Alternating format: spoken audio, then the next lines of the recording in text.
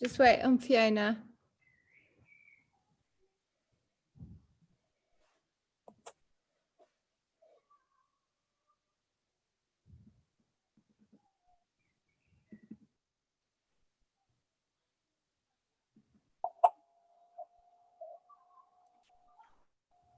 Says hi, Emma. Hello. Hello.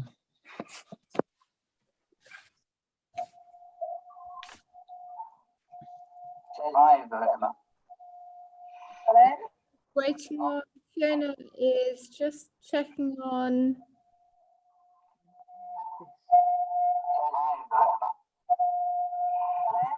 Waiting on Fiona is.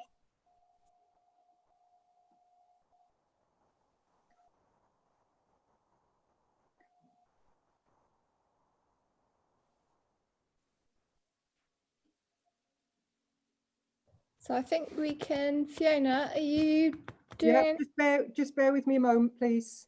Okay.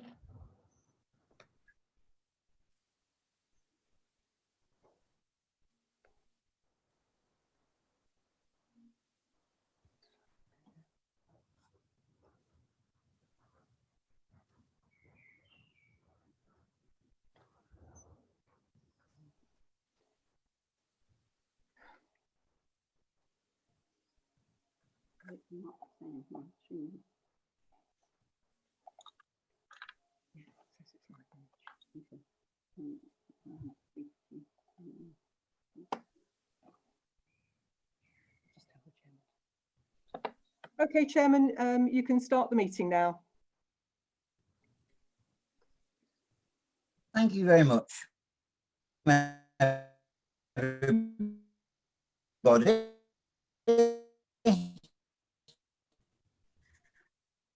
So history in the making is the first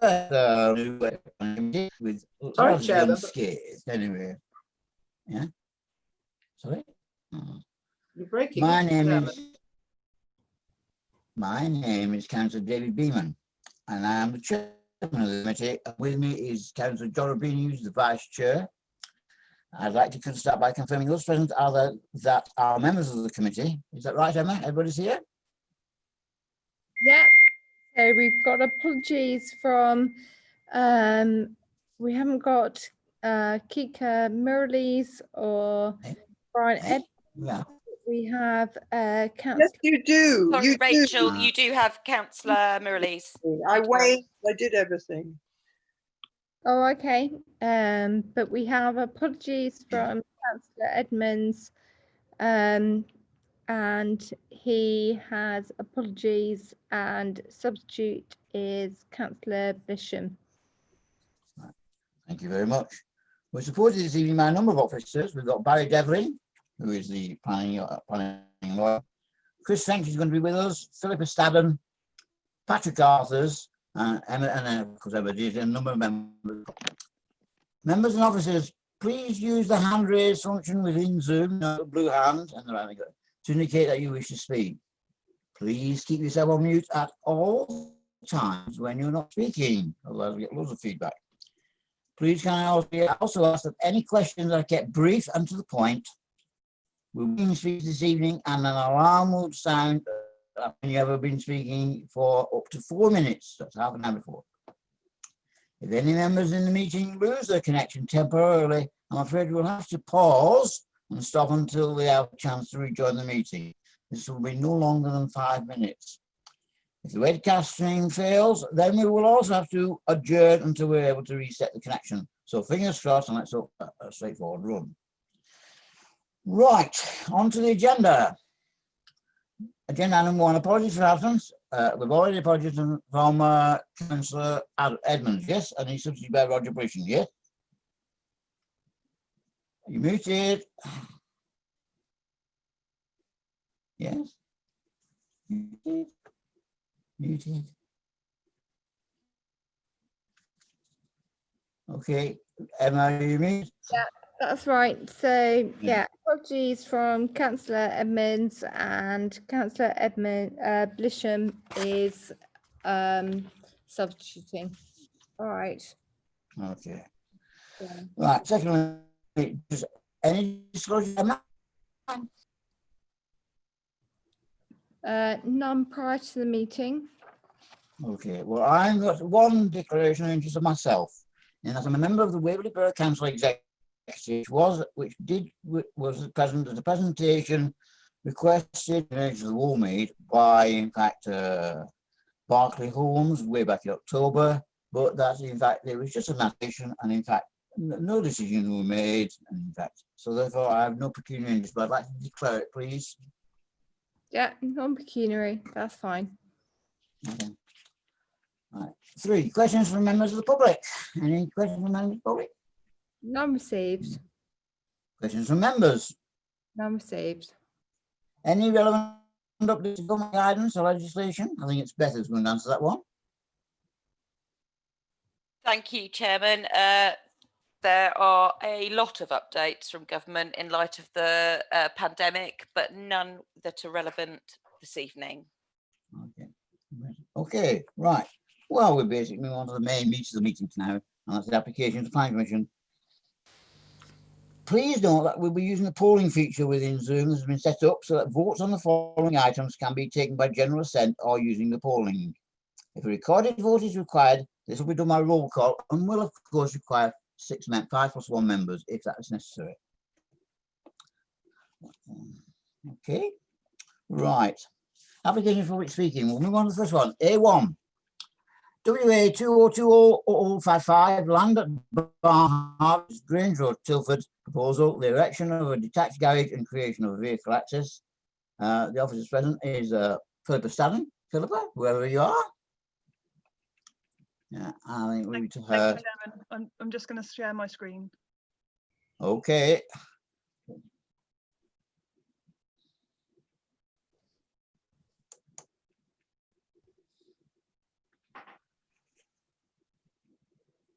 Hopefully you can all see that. You. So thank you, Chair, and good evening, members.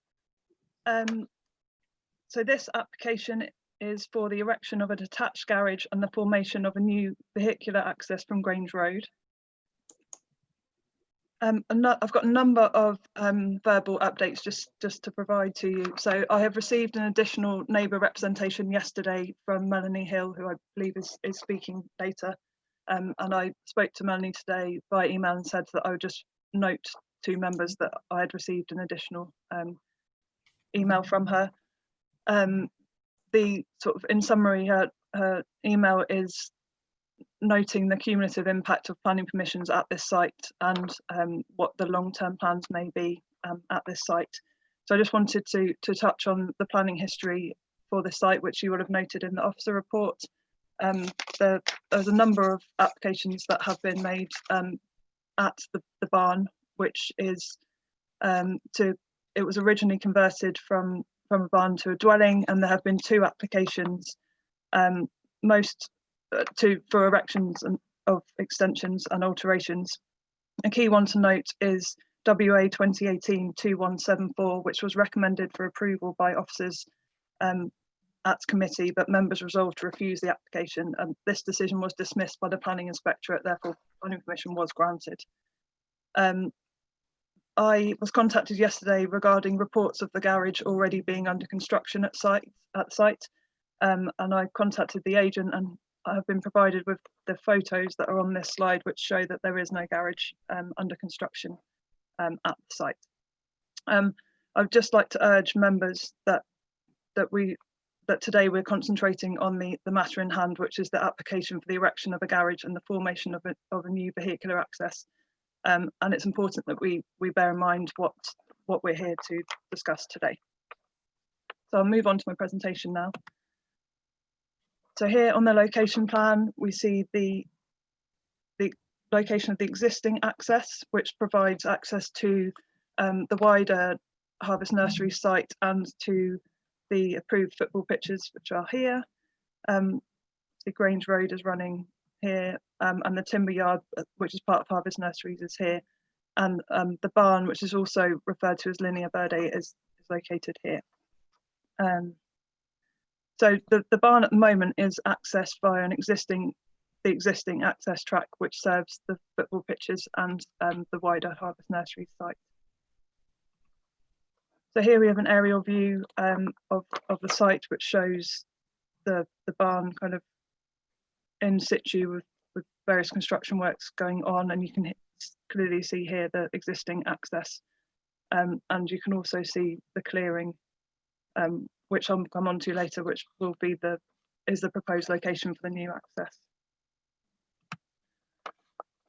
So moving on to the proposed block plan, here we see the existing access from Grange Road would be closed up and landscaped accordingly. The garage would be located here, and the new access track would be from Grange Road here. You can also, it's probably a little bit small, but you can see on the block plan the location of some post and rail fencing, which would run alongside the driveway. So I provided some existing entrance photographs. So photograph A is taken from the southeast and shows the existing access from Grange Road, and photograph B is taken from the south and shows the existing access in more detail. And you can see that's where the football pitches are located, and that's the track that serves the rest of Harvest nurseries. Photograph C shows the existing sort of spur access off the main access that serves the dwelling. You'll note that the dwelling is currently a construction site for the approved extensions and alterations. The garage would be located just behind this car here. And this is just another angle of the same view, showing the existing access to the dwelling.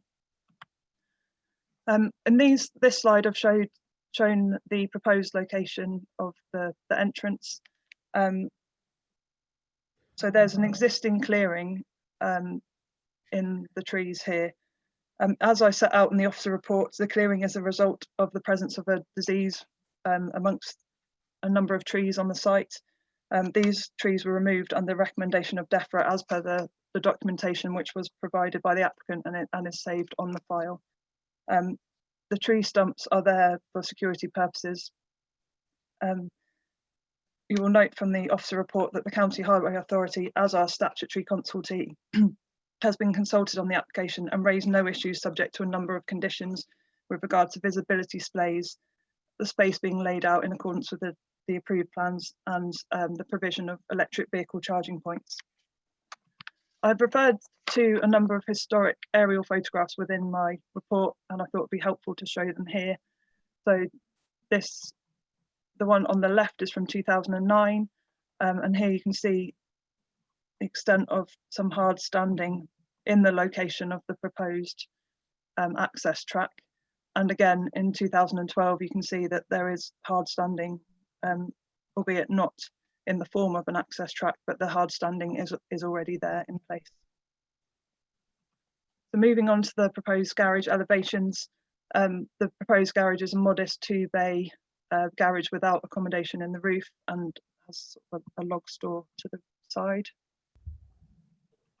And here we see the ground floor plan and roof plan, again showing that it's a 2-bay garage. So the main matters for consideration today are, firstly, the impact on the greenbelt.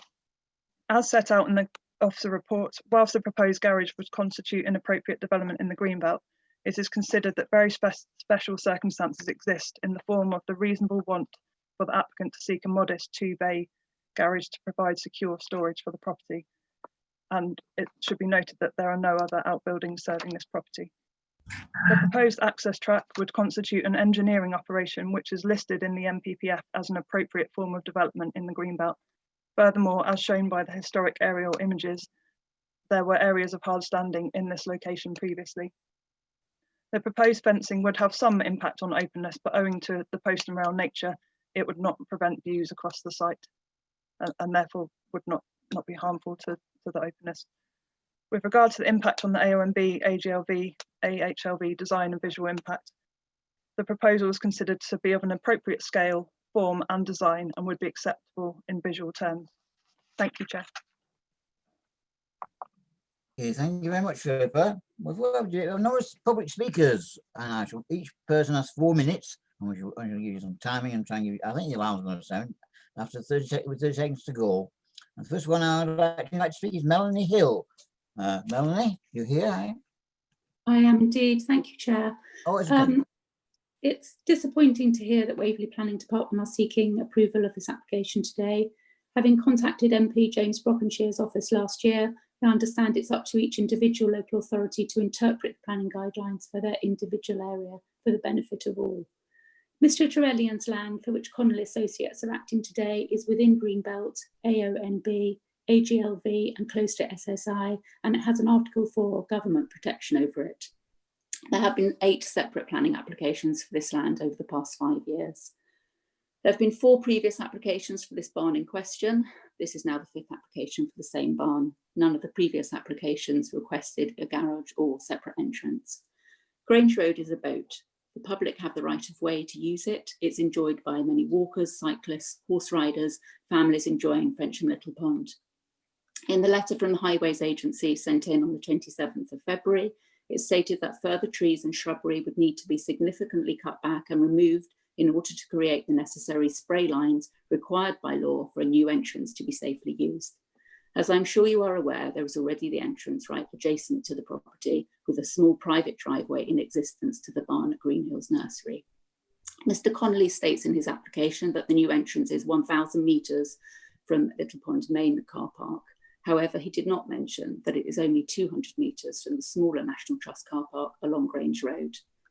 The increased volume of HGVs, lorries and vans since permission was granted for Mr Trevellyan's woodyard harvest to have increased alternative commercial use has already affected the tranquillity of this AONB, AGLV, SSI area and the boat.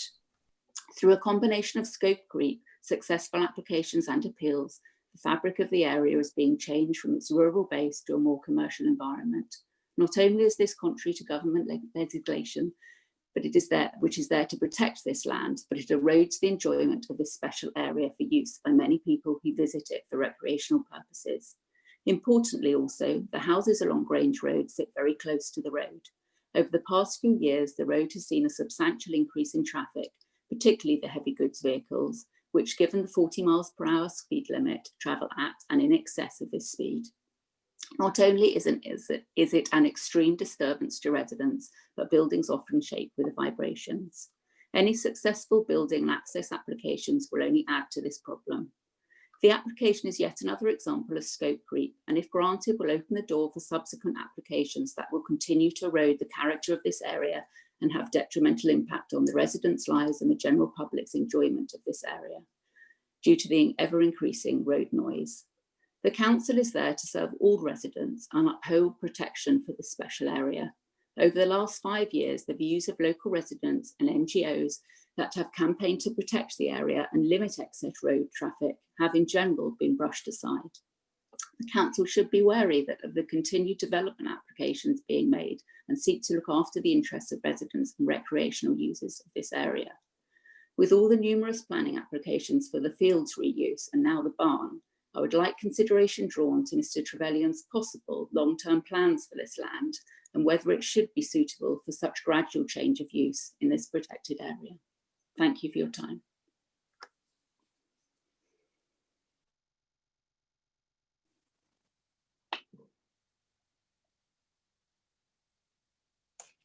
Thank you very much, Melanie. Thank you very much. We're second speaker. I'd like to invite again, 4 minutes, Deborah Lee, Tilford Parish Council. You there, Deborah? Someone? I am. Yeah. Good evening. You got 4 minutes, Deborah. Thank you. Good evening, Chair and Committee, and thank you for allowing us to speak about this application this evening. We at Tilford Parish Council understand it's our responsibility to protect our rural area that our residents reside within, and having assessed the documents provided by the applicant, we do object to this further development within the agricultural site. The location is Greenbelt, as you've heard, AONB, close to SSI land, and subject to an Article 4 directive. And the application is yet a further addition to what was simply a barn.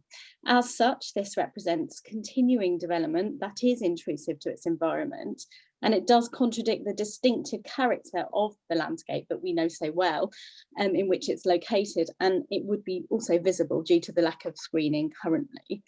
The council strongly object to creating an additional driveway, as this would require the felling and cutting back of trees, as you've heard from the highway report. Just to put it in its context, and I know you've just heard a little bit about this, Grange Road has a dual usage classification. It's a D road and a byway of all traffic, and the access is already difficult. At one end, exiting onto Tilford Street, where traffic regularly exceeds the speed limit, and the direct visibility when pulling out is currently partially restricted by the road and boundary layout. At the other end, Grange Road ends in a deep ford, which brings its own hazards to certain vehicles that become stranded and subsequently block the access. The ford is also a natural water supply to the environment downstream, so additional pollution should be minimised in this area.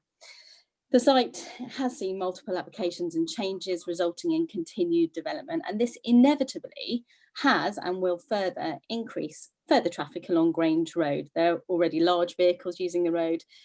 Several approved additional building applications are bringing more vehicles, and of course the surprising approval of the football pitches situated close to the application site, which when in use will receive copious visitors, again adding to far more pollution in this AONB. The additional proposed driveway will alter the nature of the road. It will be an additional hazard for the many horse riders, cyclists and drivers, including the large lorries that are currently accessing Harvest Barn nurseries. The Parish Council believes an increase of traffic on this grade of road is inappropriate. The previous entrance was adequate when it was a barn, and we would suggest that access should actually be maintained through the Green Hills estate. We do feel that the new one is just not necessary. So just to summarise, an additional driveway, including any possible gates, should not be permitted, and any garage should have a condition to remain for vehicular provision only, with no additional accommodation on the location allowed in perpetuity.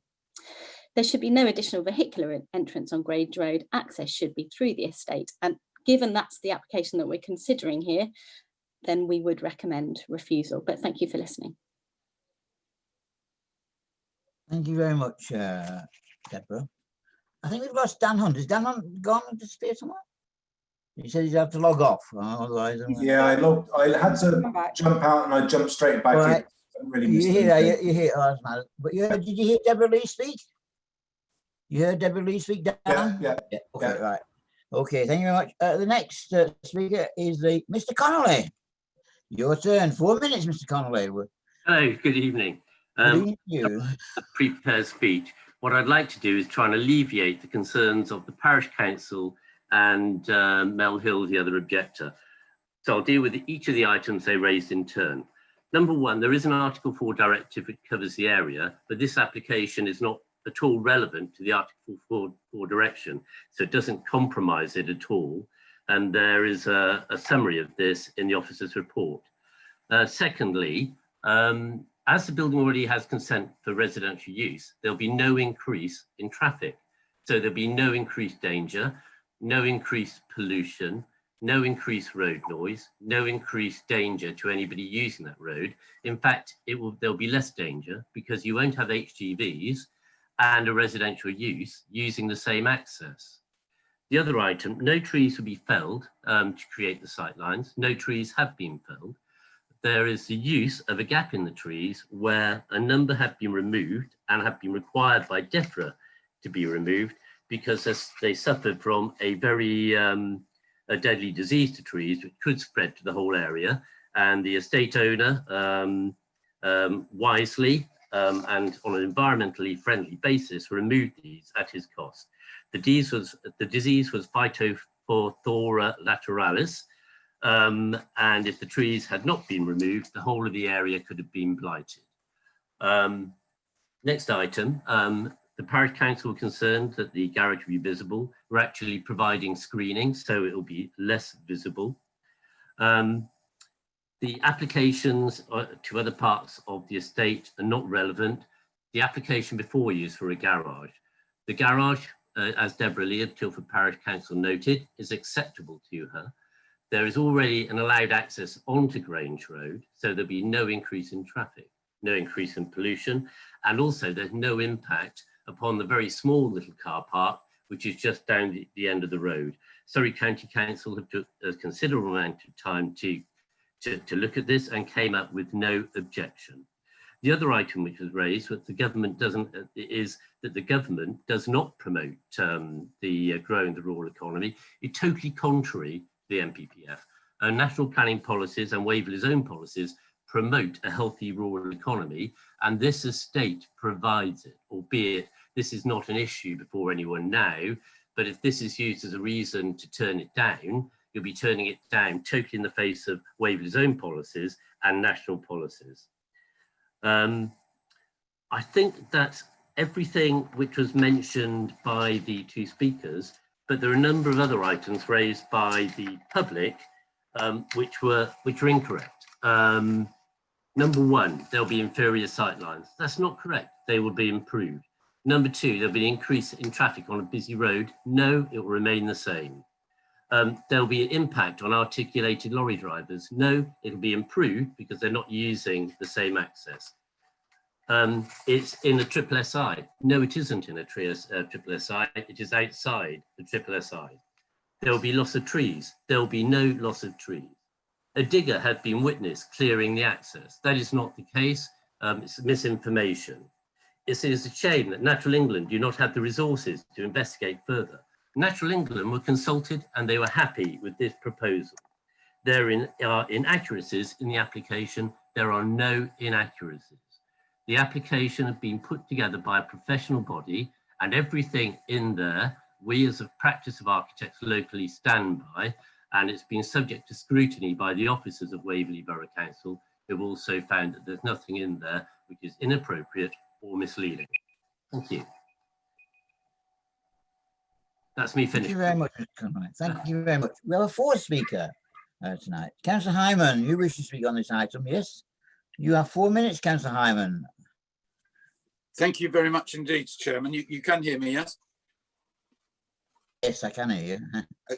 Okay, I think the crux of here, of course, is the issue that's going to be closest to the minds of the committee is the impact on the green belt. So if I can refer you to page 7 of 15 of the officer report, page 11 of the agenda papers.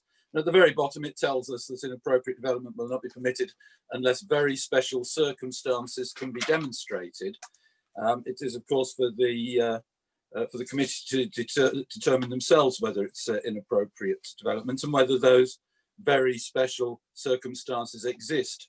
Over the page on to page 8 of 15 of this report, it tells us that, and this is halfway down, the proposal will provide a detached double garage. Given the modest scale of the building adjacent to the dwelling and the reasonable want for an applicant to seek such development, officers consider the very special circumstances to be sufficient to outweigh the harm to the greenbelt. And I haven't seen any very special circumstances there, because modest scale, surely most developments in the greenbelt are of modest scale anyway that come forward, and that the whole point of greenbelt constraints is in order to stop a proliferation. It's not just to stop individual developments, but to stop cumulative effect of development. So I'd like some sorts of clarification from officers, please, for the committee's benefit, in respect of whether there is any case law or guidance that says that a modest scale of a development is a very special circumstance, because I would have thought that would be normal actually, rather than a special circumstance.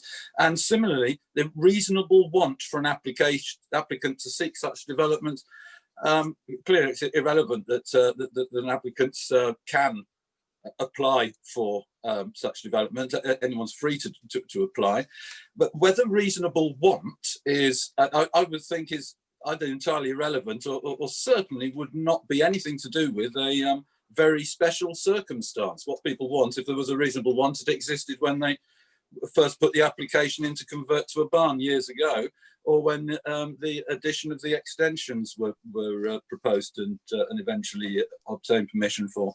And so, I mean, obviously, if they thought that they could get consent in the greenbelt circumstances back then, they would have done so. I can't see there's anything different about a reasonable want for somebody wanting it.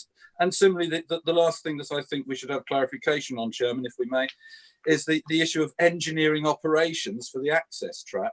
I'm sure that building a road is an engineering operation, but I would have thought that the road itself is development and would require planning permission unless there is perhaps permitted development rights. So could we have clarification as to whether the construction of the access track requires planning permission? Because if it does, it is development. And if it is development, then that has to be considered. What is the overriding reason for that? Because there's already an access to the property, Chairman. So I understand the objectors' concerns about this, and I know there is considerable local concern. I do also understand the applicants' perhaps. An Englishman's home is his castle, and we should allow people to do what they want on their own land. But it's Greenbelt, and there are constraints, and I think we do need to know whether we do have the very special circumstances. So that's it. Thank you very much indeed, Chairman. Councillor Hyman and Chairman, can I just redirect you to the recommendation that Councillor Hyman has been talking about? That is what we are looking at. We have to be clear on what we are talking about.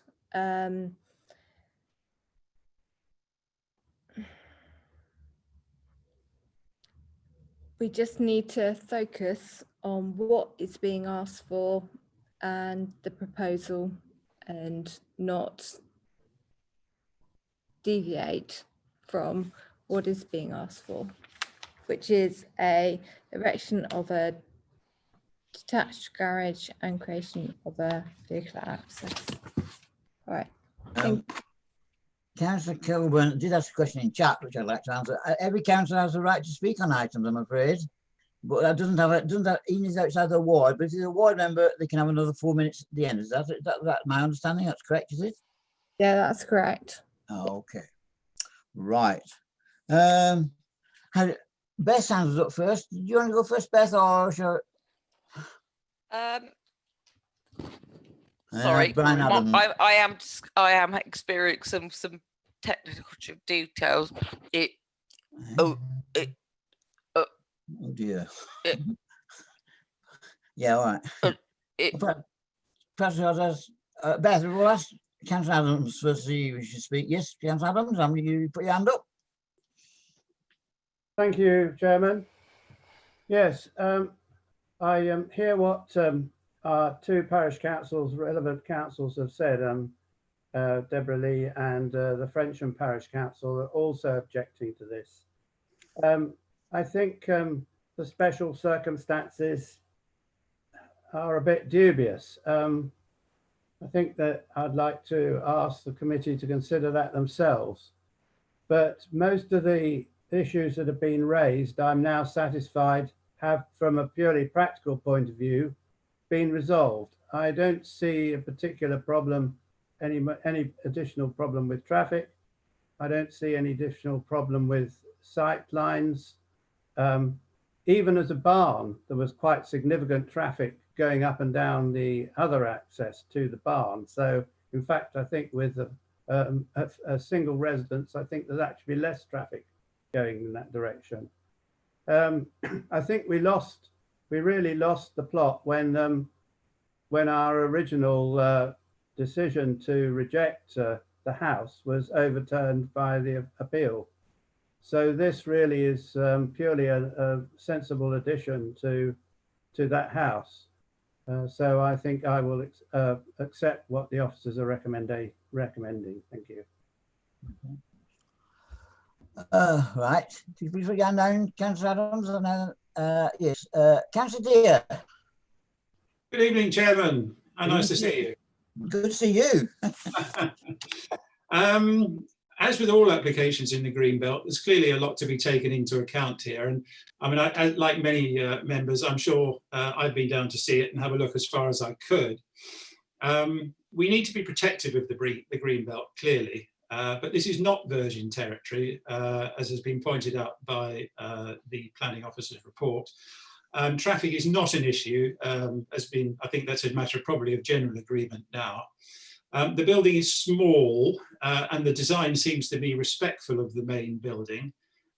It'll have little or no visibility to anyone outside the property. And as far as the NPPF guidance on Greenbelt is concerned, there is a provision in paragraph 145D for the replacement of buildings in the Greenbelt. Now, I was interested to hear Officer Stadden's comment about that, because it was something I hadn't actually been able, I'd read about, but hadn't actually been able to glean from the study of the planning history. But paragraph 145D does provide for the replacement of buildings in the Greenbelt. And if buildings that had been there previously, I think that makes the acceptance of the principle of this development much more likely. And as far as the practice of the development is concerned, I think I agree with the previous speaker, Councillor Adams, that this is really nothing to object to. I think it is essential that the conditions specified in the officer's report are as stated. We can chalk up another 7 kilowatt charger, we can close an existing access and provide an enhancement to the Greenbelt by the landscaping that must be attached to the permission were it to be given. But I think, as I say, generally overall, this is to be desired rather than to be objected to. Thank you. Very much. Beth, are you back with us now? Oh, yeah. It's just that Councillor Hyman did have some questions and you need some answers, please. Chris? Chris, you're muted. Hello. Hello. Hello. Chris? Hello, Brian. Yeah, I would just like to add the standard condition, which is no work on Sundays and limited time on Saturday for development. I think there is a reasonable expectation that should be a quiet area during the weekends. Fair enough. All right, okay. Beth, are you with us still? Okay. Chris?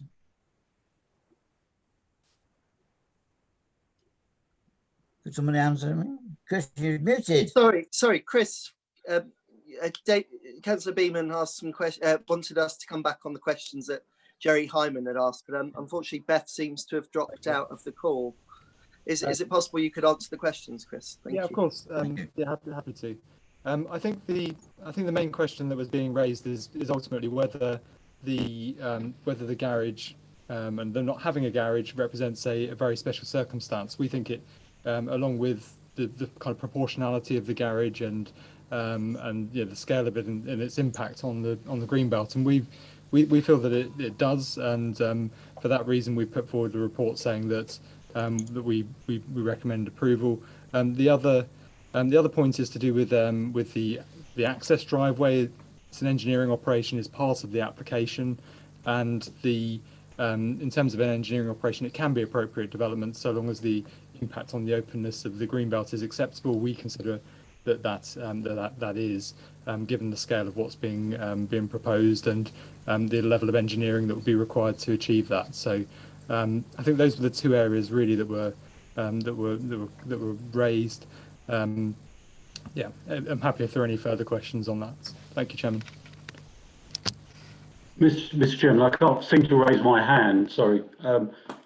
Just to say the very special circumstances test has been applied to a range of sites within the Greenbelt, and from quite large developments to quite minor. And there is one that I know of called Turner, 2016, which applied the very special circumstances test to permit a bungalow in replacement of a mobile home and small vehicle storage yard. So broadly speaking, that would seem to be analogous to this quantum of development.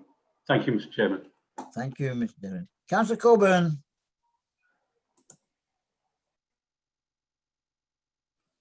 Thank you, Chairman. So we all are muting each other. Yes, I mean, I actually find this very, very difficult. I mean, I don't think it's easy at all. And it is because it is on balance. But I think probably Councillor Adams has hit the nail on the head because, you know, once we'd lost the principle, if you like, of building on this site, then you're into a different situation. But we are here to, you know, protect the openness of the green belt. I mean, that's what we're here for. And I do sort of worry sometimes when things do slip through. We've had 1 or 2 appeal decisions go in our favour just recently on the green belt. So, you know, it is to be taken seriously. There is a condition about this remaining ancillary to the main house, and we're going to have to keep an eye on it because, as I say, I think it's very much on balance, but, you know, would possibly go along with the officer's recommendation. While I'm talking, it's interesting that Councillor Adams should raise the conditions, because I do think we've got to, and Councillor Isherwood, if you can hear me, will know that for years we have gone on and on about standard conditions of time of the construction. They should just be there. You know, we shouldn't have to say every time, you know, please can we not have antisocial hours. So, you know, if we could just have a real good push at that and make sure that we do get standard conditions that benefit everybody and we don't have to even think about it in the future, because it is so important. So I think this is, personally, I think it's wrong putting this building where it is, but because it's ancillary to another main building that we lost on appeal, I don't think we have any choice here.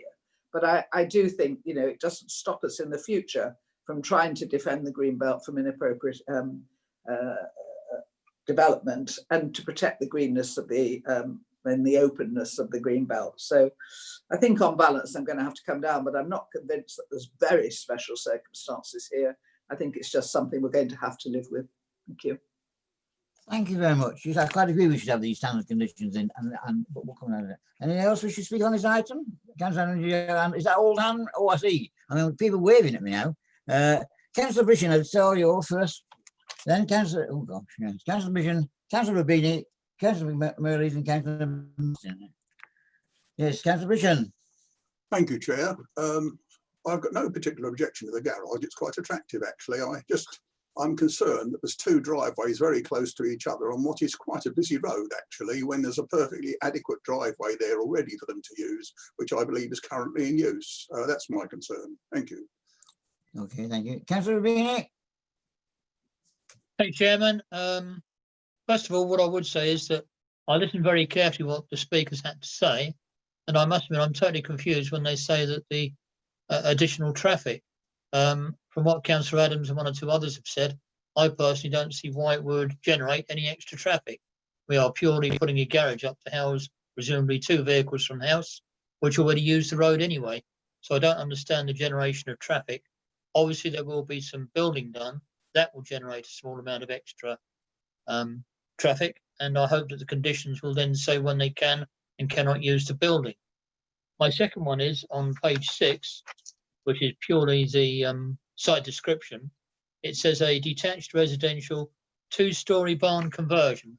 Do I assume from that it means that the roof space is taken as the 2nd story, and does that make it usable? Often I see garages, but not described as a 2-storey. Do the officers wish to comment on that? Deliver?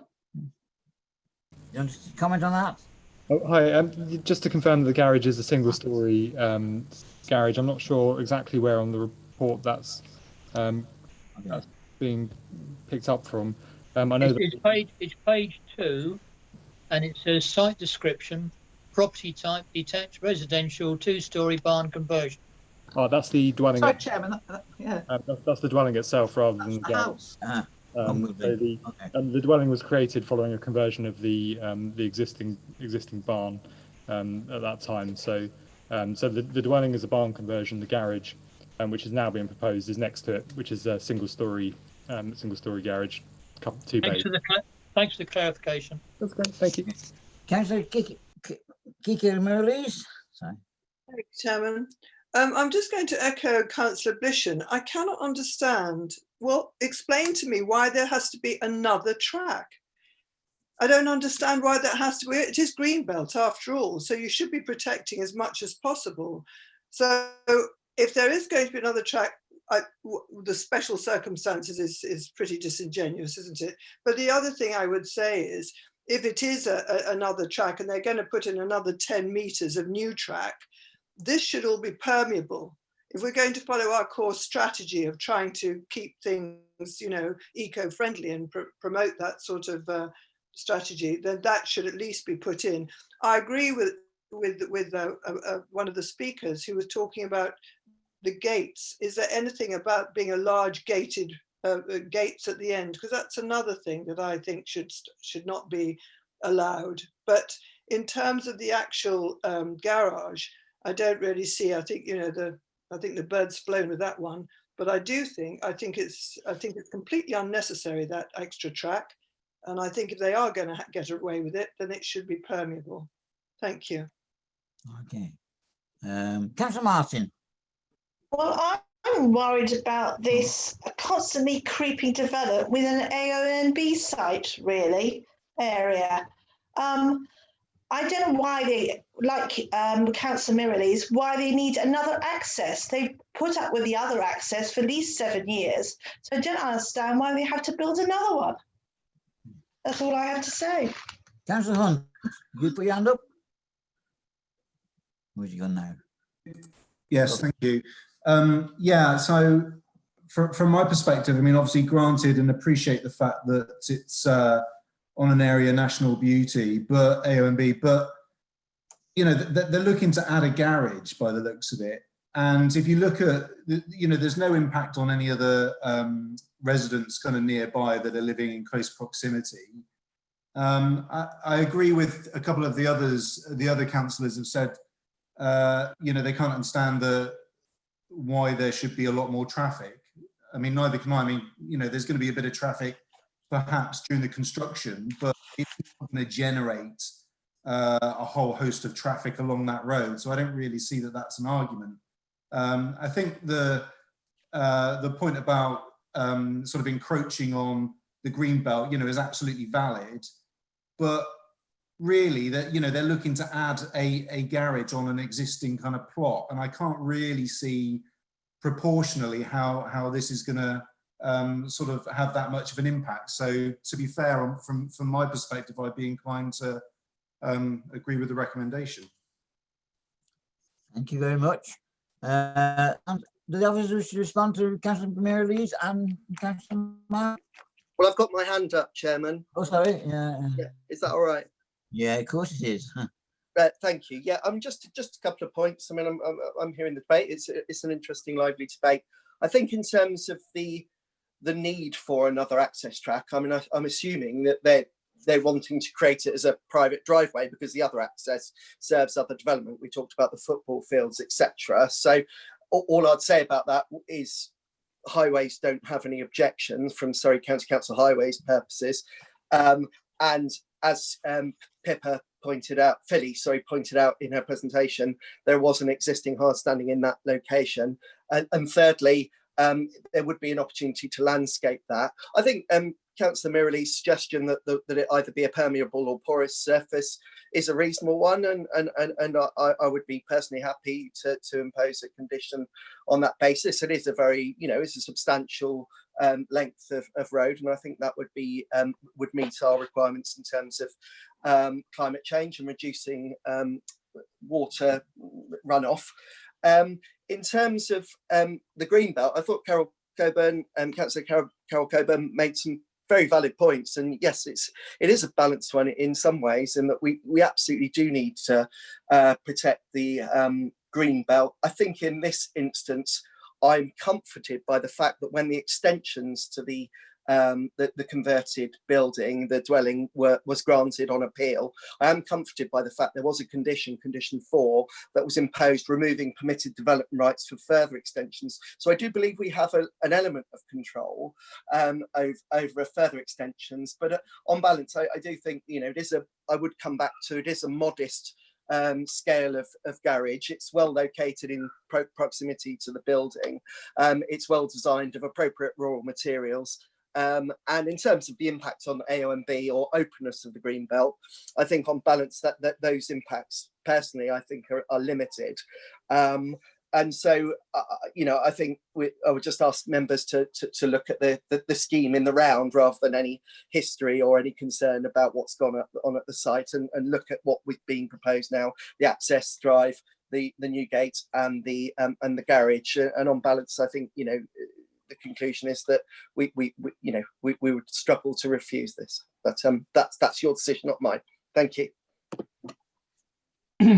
Councillor S. Well, I've been listening to the arguments to and fro, and I did drive down there and have a look at it the other day. I know the area quite well. I've always found Grange Road very quiet, actually. And obviously, the car access for a garage is not going to be great. I don't see that actually having an impact on the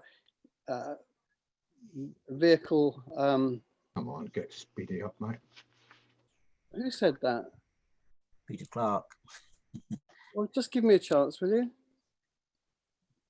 I just don't see it being a problem. And if that condition could be applied by planning to make it a permeable drive, that would be a positive. And condition 3, where the occupation of the garage shall remain at all times ancillary to the dwelling linea verde, and shall not at any time be occupied as a separate independent dwelling, is a very positive. So quite frankly, a house of that nature, one would expect to have a garage. As others have said, the design is good, and it would blend in. So I don't think I have an objection to this overall. Thank you. Thank you. Councillor Clark. Thank you, Chair. First of all, apologies to Councillor Hess for letting my little slip up. I thought I was muted, so I hope we'll still be friends. Thank you. I would just like to say that I know technically it's the green belt, but looking at the photographs, that didn't look particularly green on that site. And I think, in fact, the proposal is actually going to improve and perhaps make it even greener. That's all I have to say. Zach Aaron. Zach, you want to speak? Muted. Sorry, I don't disagree with what Councillor Clark says, of course, but I just want to remind members that green belt isn't an assessment of the verdant nature of an area. It is more about openness and avoiding agglomeration between settlements. So yes, I mean, I think the point I would make on green belt is that I don't believe the openness of the green belt would be so materially compromised as to refuse permission on those grounds. But yeah, I just wanted to make that definition. Sorry, thank you. Right. Now, does anybody else wish to speak? I've got lots of hands here. Anyone else to speak? Wave your hand. No? Okay. Okay, to move to the recommendation then. Subject to conditions 1 to 7, one's for the standard hours of working, and secondly also a permeable surface, which I saw Mr. Connolly nodding his head at, so I presume that's okay with him. And in formalities 1 to 2, permission be granted. I'll now ask Emma to put up a proposal accordingly, please. Emma? Excuse me, Chairman. Emma's just had to step away for a moment, and we don't have the poll set up. So with your permission, I'd like to just carry out a roll call just to tally up the votes, just to emphasise this isn't a recorded vote. I'm just tallying up the votes, and then so your name will be recorded in the minutes. Are members happy with that? Yeah. Thank you. So when I call your name, if you just respond for, against or abstain, and this is in relation to the recommendation to grant planning permission subject to the conditions 1 to 7 and the informatives 1 to 2. So and the standard hours and the permeable surface, yes? And the, yes, the conditions, yes, absolutely, relating to permeable surface, or poorer surface, and yeah, standard restriction on construction hours. Yeah. Okay. Thank you, Councillor Beam. Right, thank you. Starting alphabetically then with Councillor Adams. 4. Thank you. Councillor Beeman. 4. Councillor Blishen.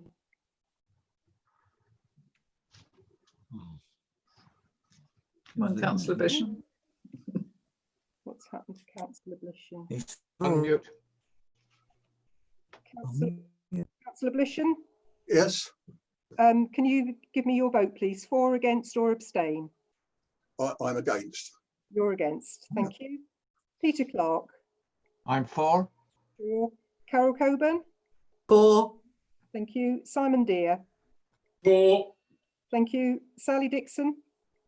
Against. Thank you. George Hess. 4. Daniel Hunt. 4. Peter Isherwood. 4. Jackie Keane. 4. Michaela Martin. Against. Peter Miralles. Abstain. Thank you. John Neal.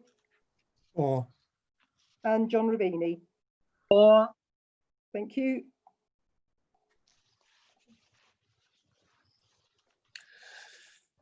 So that's 11 in favour for the recommendation, 3 against and 1 abstention. Well, thank you very much. The recommendation, the planning permission is granted, subject to those conditions and informative. Thank you very much. Okay, so people who were there for that item can now disappear to the issue. Right, okay, we'll move on to the second item for the night, which is WA 202 2020, number 0105, the land of the Woolmead Farnham. The proposal is an application under section 73 to vary condition 1 of WA 2018-0456 approved plan to amend the basement layout to reduce car parking spaces. Now, before we move on to the sort of the officer presentation, I'll just say that we must be very, this is just about the condition 1 on the car parking spaces, and that is what this is all about, basically, just that item. We have a number of speakers. And again, 4 minutes for each. Actually, David Wild, somewhere. David Wild? Excuse me, Chairman, are we not having a presentation? Oh, sorry, I forgot that. Sorry, the presentation. Yes, the presentation from Patrick Arthurs, yes. Oh, by the way, this is Patrick's swan song. Thank you, Councillor Beeman. Where am I? You're leaving us, Patrick.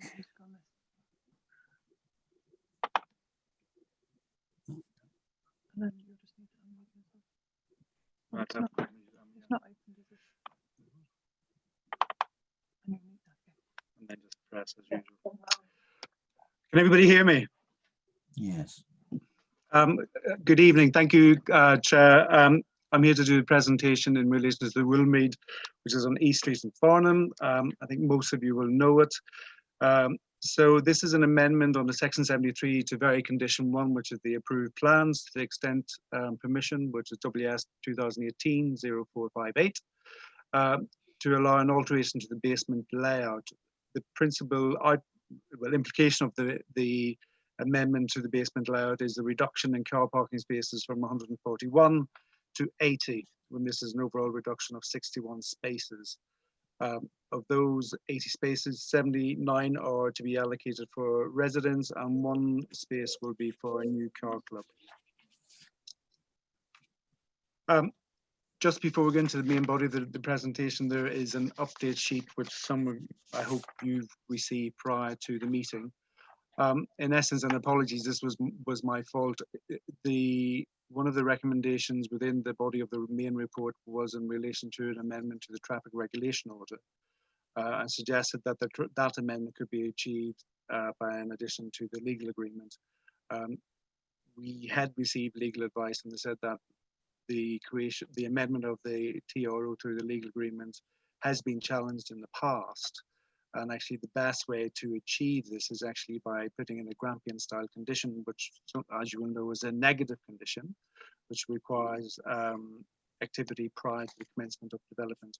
So there's a new condition suggested, which was originally condition 38, but actually within the body of the report, there's a little formatting area, and condition 7 was duplicated. So now we refer to condition 8, and that granting condition is there as stated. Also, there's a minor amendment to the wording within the condition 8, which should read, now the development hereby permitted will not commence until the traffic regulation order has been updated to restrict any residents in new development from obtaining rather than from applying a parking permit within the Farnham Town Centre controlled parking zones. Actually, that should be zones, not zone, relating to zone A and B.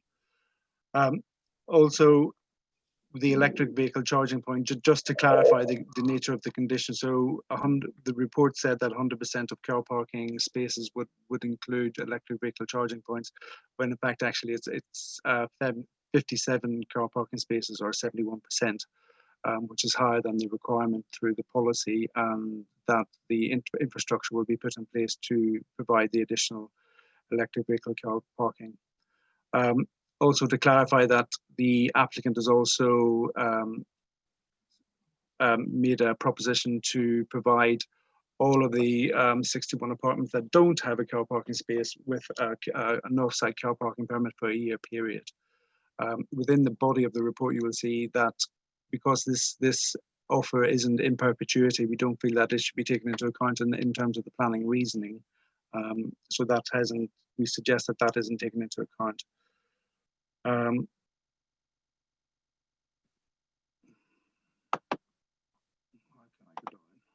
Okay.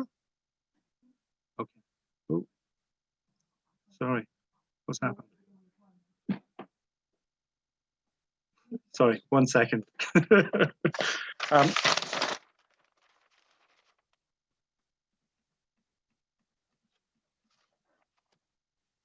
Sorry, my mistake. Press the wrong button. Also, so recommendation A also needs to be updated. I jump from.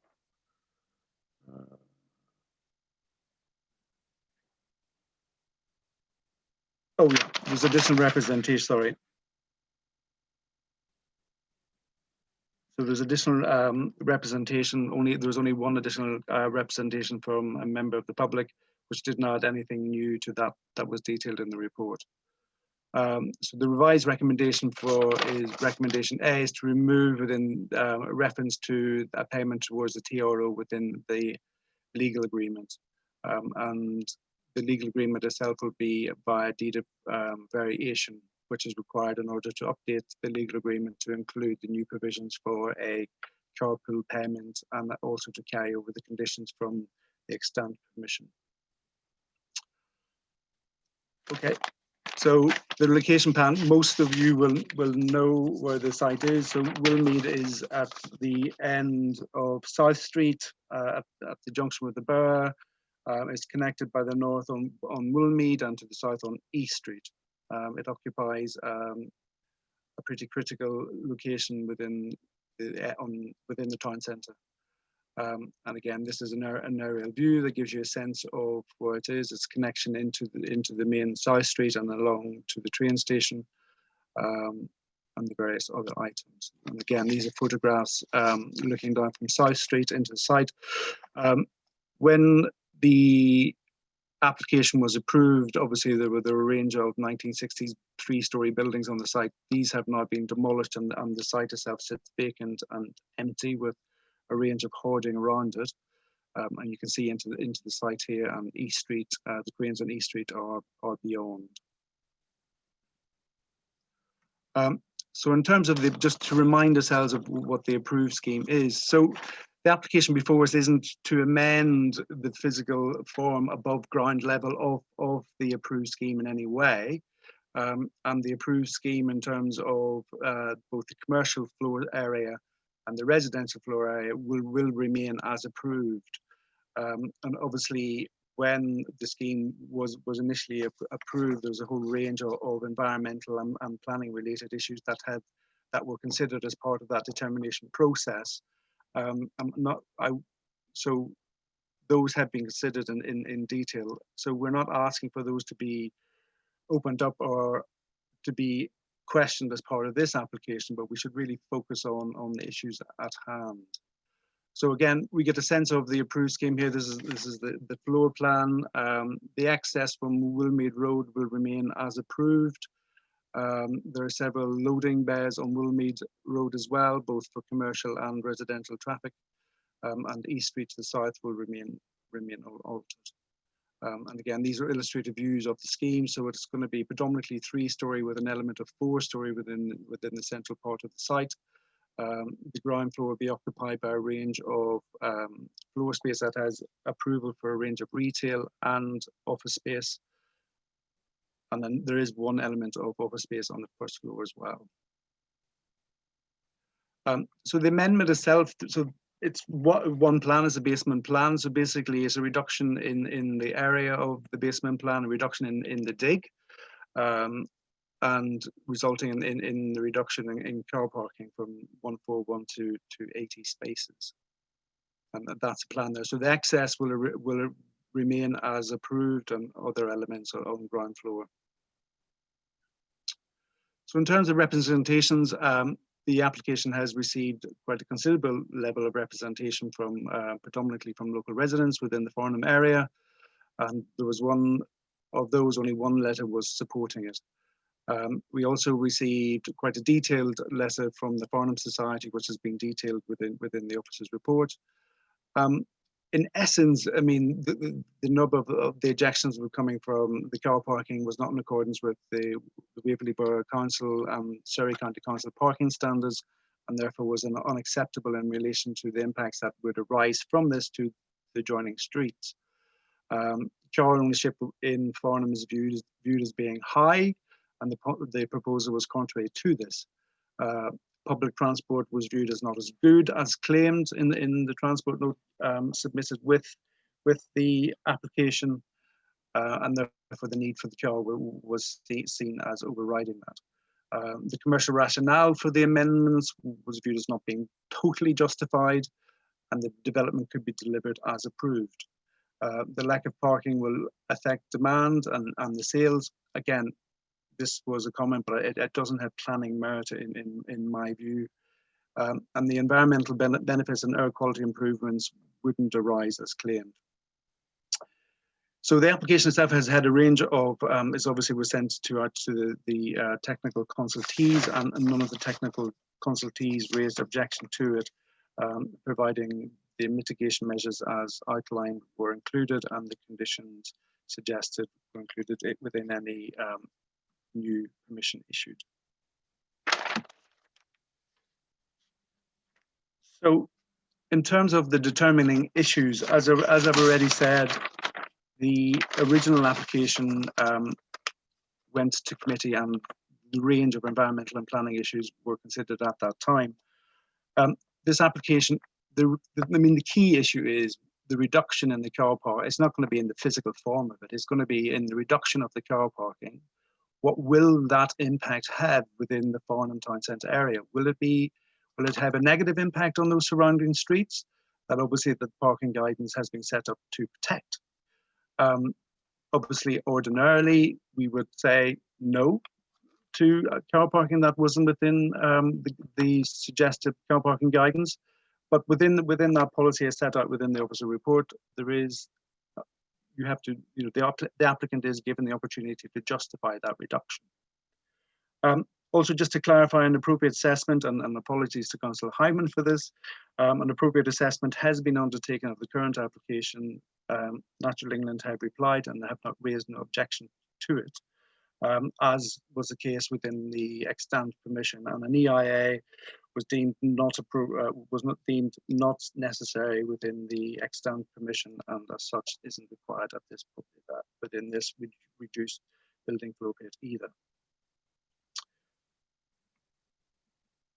So, in terms of highways, Surrey County Council obviously or the Highway Authority, they have appraised the application. They have considered it in some detail. There has been ongoing dialogue and discussion with them. They are of the opinion that the reduction in the car parking, provided that measures are put in place in order to promote more sustainable modes of transit, would be considered acceptable. Primarily, I mean, this is the exception. Why is this site considered exceptional to allow this reduction in car parking? Surrey County Council are of the opinion that the site is within an area of high public transport accessibility. It's within short walk to the train station. There are bus stops directly adjacent to the site. It's a short walk to amenities and facilities. Car parking ownership within the town centre currently stands at 0.6 for flatted developments. That is proposed as 0.57, so the reduction in terms of the norm isn't considered exceptional. There are a range of sustainability measures already proposed through the extant permission, including considerable cycle parking. But there is also, in addition to that, there will be an additional residence car club space within the facility. The applicant has confirmed that they will support that for a period of 2 years until it is established. There will be additional car parking or cycle parking in the public area on the East Street side. There will be cycle training and a cycle clubs established for the residents of the new development. There will also be an increased provision of electric vehicle charging points, as outlined before. And there will be an amendment to the traffic regulation order to restrict the ability of new residents of the development to apply or to obtain, a car parking permit within the controlled parking zones. That's both car parking zone A and B. The Surrey County Council have advised us that this is something that they've done previously in Guildford and has been enforceable and has worked. Obviously, it's been applied in other authorities, and I don't think we're suggesting for a second that this would be something that would ordinarily be appropriate within Waverley, but we feel and Surrey County Council feel that because of the accessibility of the site that this is appropriate in this instance. And again, the applicant has confirmed that they will provide those residents who don't have a car parking space with a car parking space off-site for the first year, if so required. And there's no expectation that all 61 units would require it. After all, they're buying to something that they know doesn't have a car parking space. Parking management have confirmed that there is availability across the car parking sites for that, and have confirmed the charging for that. So again, this gives you a sense of, this plan shows you where the controlled parking zone area adjacent to the site is, and on the other side up towards the railway station, which is quite extensive across the Farnham Town Centre area, and also this indicates the areas of no parking, etc. as well. So onto the scheme delivery and viability and delivery consideration. So the applicant provided a financial updated financial appraisal, primarily to demonstrate that there weren't surplus resources, so we could request additional affordable housing, and that was confirmed. So that appraisal was independently assessed by Adams Integra, who questioned some of the assumptions, but generally concluded that the reduction in value came, as one would expect in this market, from the retail and commercial element of the scheme. The values of the flatted development largely held as was. The building costs, again, wasn't a significant level of change, and that the saving from the reduction in the of the basement car parking was to the tune of 1.44 million. Overall, yeah. So overall, the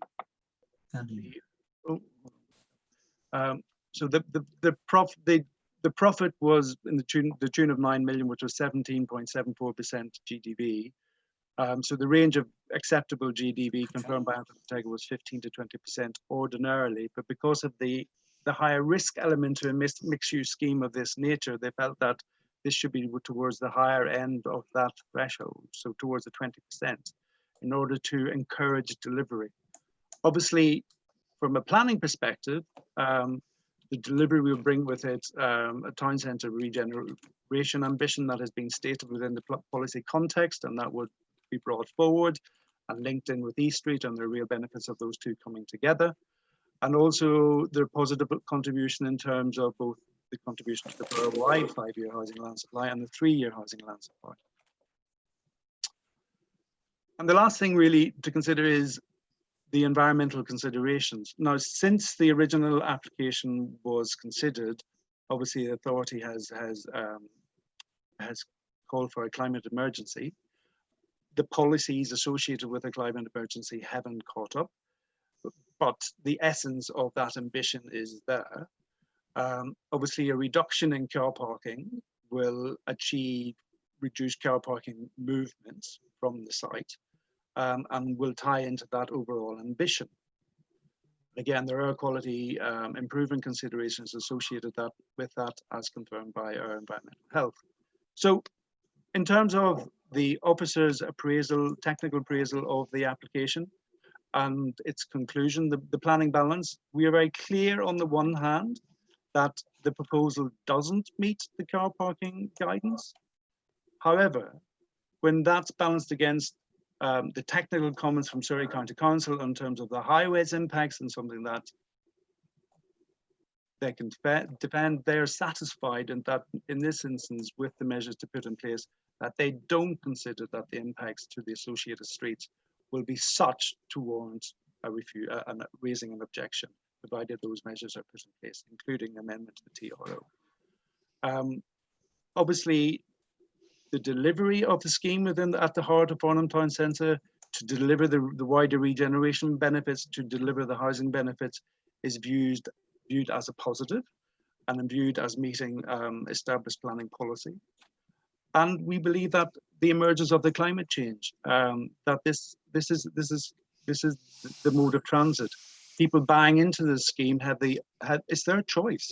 Is there a choice to buy into a scheme where they won't have a car parking space? And I know that is not the common thing that happens in Waverley, but if you look at the established car parking ownership within the town centre, it's at a similar level. And as we move forward, there will be an element of car parking use changing. We won't say it won't ever, in every circumstance, and we're not saying that this should set a precedent. But this is a rare opportunity within an area of high transport accessibility, where we feel that it could be considered acceptable. And for that reason, we are recommending approval, the deed of variation in legal agreement to include those mitigation measures. Thank you, Chair. Over to you.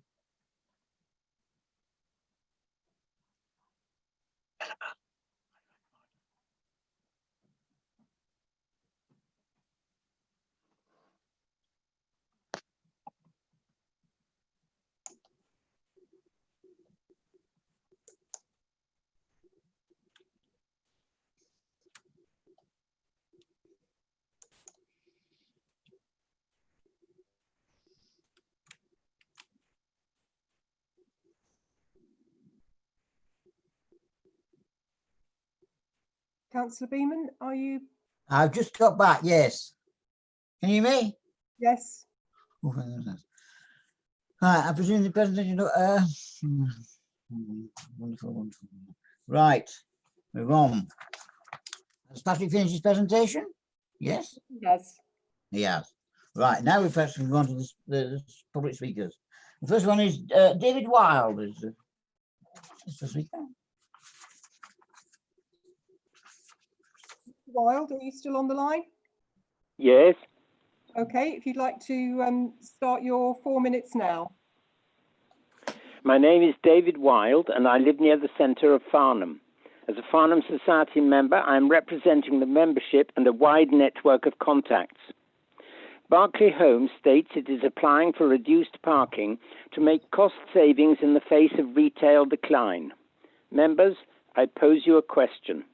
If the same parking provision as is proposed today had been part of the previous 2018 application, would it have been approved?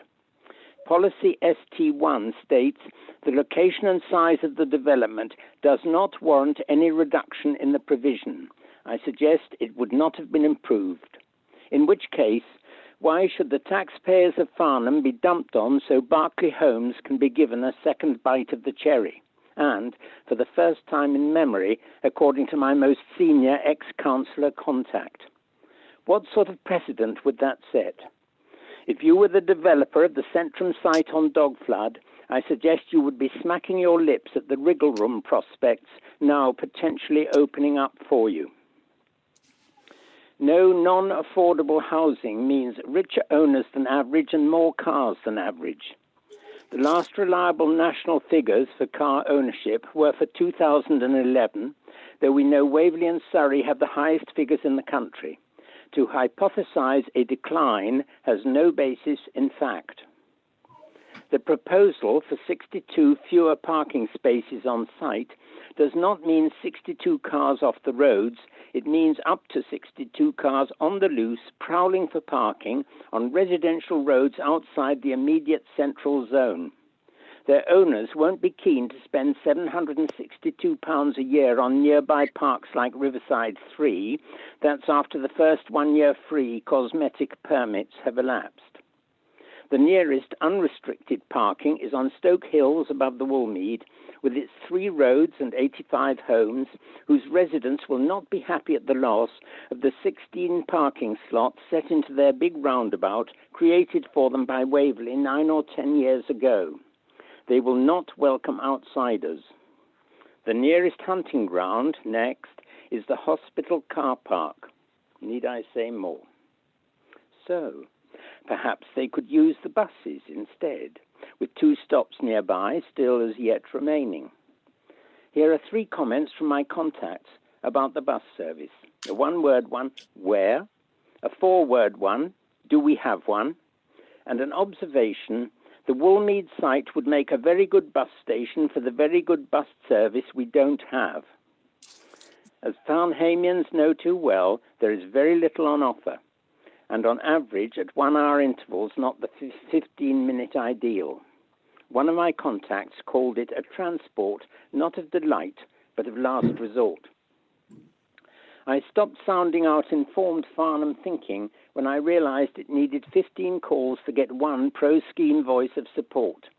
Nearly all my contacts from the experience of living here believe that car ownership is going up, that most Woolmead owners will want at any rate 1 car, that for their sakes and ours, these cars need to be able to park. Other points they made include, we do not owe it to Berkeley Homes to take the hit, as we are already doing with a mound of rubble and the silent site, because it misjudged the risk first time round. To be offered the choice between reduced parking and a mothballed site was variously described as kiki, that's a Yorkshire word, an insult, a racket, and blackmail which should be resisted. The choice many of us would make is an open green space. This scheme is not popular. And finally, the hopes placed in the members will be dashed, and the esteem in which you are held will diminish if you do not please reflect local fact and local feeling. I urge you to reject this application. Thank you. Thank you very much, Mr. Wild.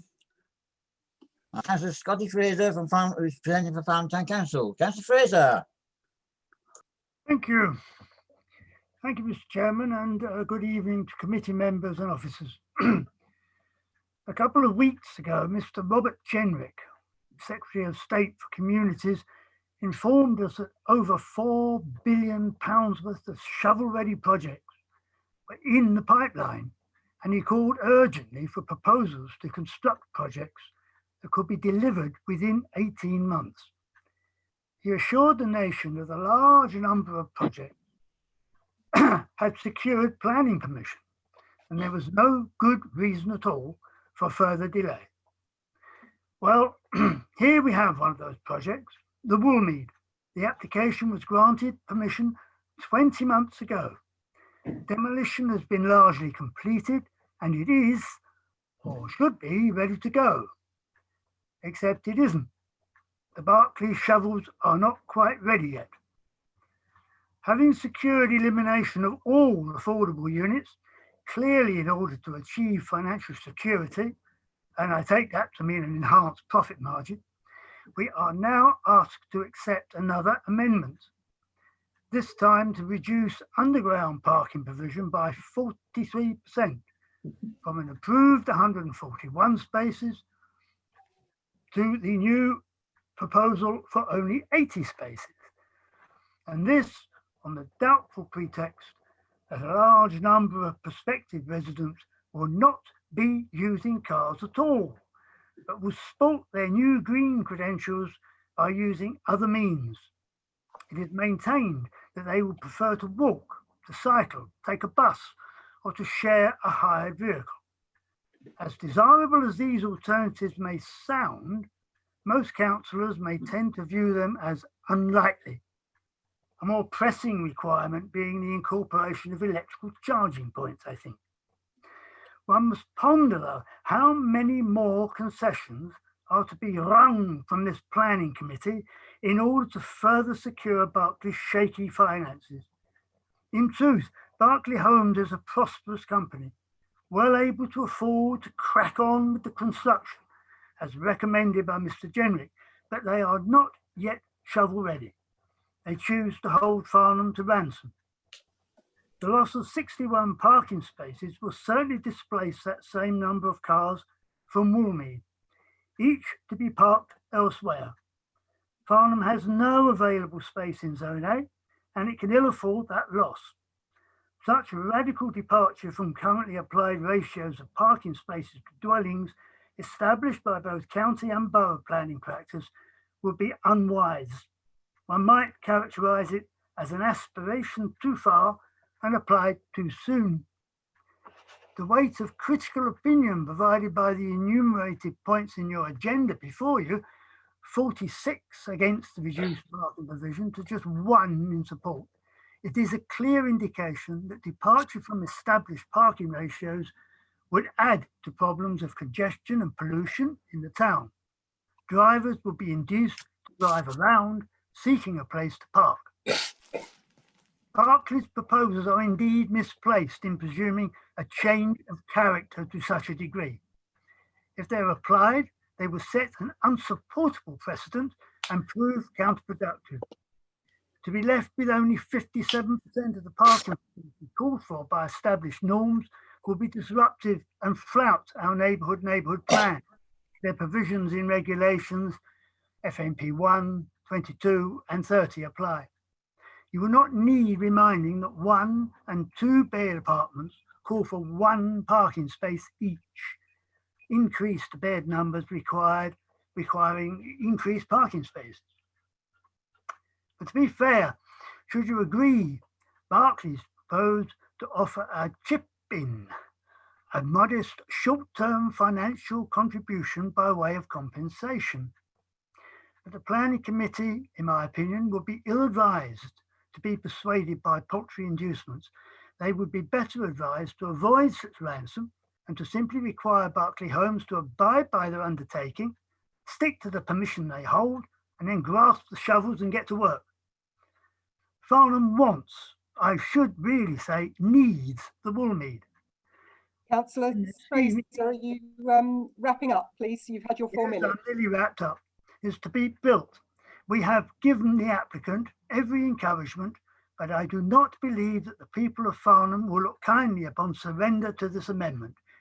If Berkeley Homes continue to sulk and refuse to proceed with the work, thus leaving Woolmead as a rubble-strewn vacant site, then so be it. Perhaps it will be Fraser, I need to wrap you up now. Seen as a matter of embarrassment and shame for the Berkeley Homes Board of Directors. Chancellor Fraser, I think we have to end now. We've got all 4 minutes. Okay. I think we get the gist of what you're telling us, actually, your view of farming animal. Let's move on now. I think I point out, I think it's the first variation that they've applied for. I think it's when the viability of the owners, that was the previous owner of the land, which then sort of on to Berkeley Homes. That's my point. Mr. Gilchrist from Berkeley Homes, I presume. Your turn. 4 minutes, Mr. Gilchrist. Maurice. Good evening. Good evening to Hello, you. can you hear me? Yes, I can hear you. Well, I can. Perfect. Good evening. Thank you for allowing me the opportunity to speak to you this evening. My name is David Gilchrist and I'm the Development Director for Berkeley Homes. The application before you this evening proposes a reduction in the number of parking spaces at the Woolmead from 141 to 80. This application was prompted by an article in Farnham Herald in September 2019 as to why no building activity at the Woolmead was progressing. Bartley were invited to explore ways to kickstart the development and subsequently met with officers and members at Waverley Borough Council, at which time this proposal was tabled. The reduced basement was proposed to serve three main purposes. First, in the context of a declining retail market, to reduce the cost of delivering the scheme to make it financially viable. Second, to maintain 4,000 square feet of active retail space, delivering high street activity for Farnham and supporting Brightwells and creating important local jobs. And third, to try to make better use of the site's town centre location to enhance the development's sustainability credentials. When considering this application, it is important to consider how many apartment occupiers will genuinely keep a car in this town centre location, particularly as the majority of the proposed apartments are studios and one beds. Given the modal shift away from private car use, we are confident that 80 parking spaces for 138 apartments is more than sufficient, and indeed we will be marketing the majority of the flats as car-free. It is important to recognise Waverley's commitment to climate change. Councillors voted to adopt climate emergency motion in September 2019, which establishes the council's aim to become carbon neutral by 2030. The draft climate change and sustainability strategy, published in February 2020, sets out the vision of how Waverley will achieve this by leading by example in your endeavours to reduce carbon emissions throughout Waverley, promoting action to move towards sustainability and working with partner organisations within Waverley and beyond to achieve these goals. The proposals for the Woolmead are entirely in accordance with these objectives. They present an opportunity for the council to approve a town centre development powered and heated entirely by electric power with 100% car charging capabilities and promoting the use of sustainable travel. In addition to the sustainability enhancements, the reduction in basement will see other local improvements. It is well documented that Farnham is a congested town centre with associated air quality issues. The reduction in parking spaces can only help alleviate this issue by keeping more cars from the town centre. This is acknowledged by the Environmental Health Officer in the committee report, who believes the proposal will actually have a positive impact on air quality. Another improvement this amendment will have is the reduction in the build programme. A smaller basement will save circa 4 months on the build programme and reduce the impact and disruption on surrounding neighbours, occupiers and visitors to the town centre. We acknowledge that car parking is important for existing and new residents, but a one-to-one car parking ratio for apartments is simply not required in this town centre location. Bartley firmly believe that what is before you this evening represents the right solution for the site, with a balance of sustainable transport initiatives firmly in line with current and future transport trends. This is an opportunity for the council to embrace its sustainability objectives and approve the scheme that looks to the future. Thank you. Thank you very much, Mr. Gilchrist. Well, finally, we have Mr. Councillor Hyman. You wish to speak on this item. 4 minutes, Councillor Hyman. Thank you very much indeed, Chairman. Yes, I'd like to thank Patrick Arthur for his updated update addressing the issues I raised earlier in the day, and would very much like to take the opportunity to wish him all the best for the future in his career, and thank him for his hard work at Waverley in his time here. Okay, if we move on to this application, I do have a number of concerns. They are obviously particularly the reduction in car parking, and I very much agree with what David Wild has said and Councillor Scotty Fraser. There are problems, obviously questions in whether a car club with one car to be shared by 61 homes is practical, and the viability report, whether that is relevant following the coronavirus issues and relevant for the future. It would be nice to be able to ask Mr. Gilchrist that, but obviously we can't do that in the meeting. because the viability report was written back in, the application went in on the 17th of January, I think it was, or mid to late January. So obviously before coronavirus. Availability of documents is a problem. I cannot find the viability assessments referred to on page 17 of this officer report, where they talk about an Adams Integra report that Waverley did, and where they talk about an Appendix 1. I can't find those on the website anywhere, but I don't know actually whether the viability report that's in this has any relevance.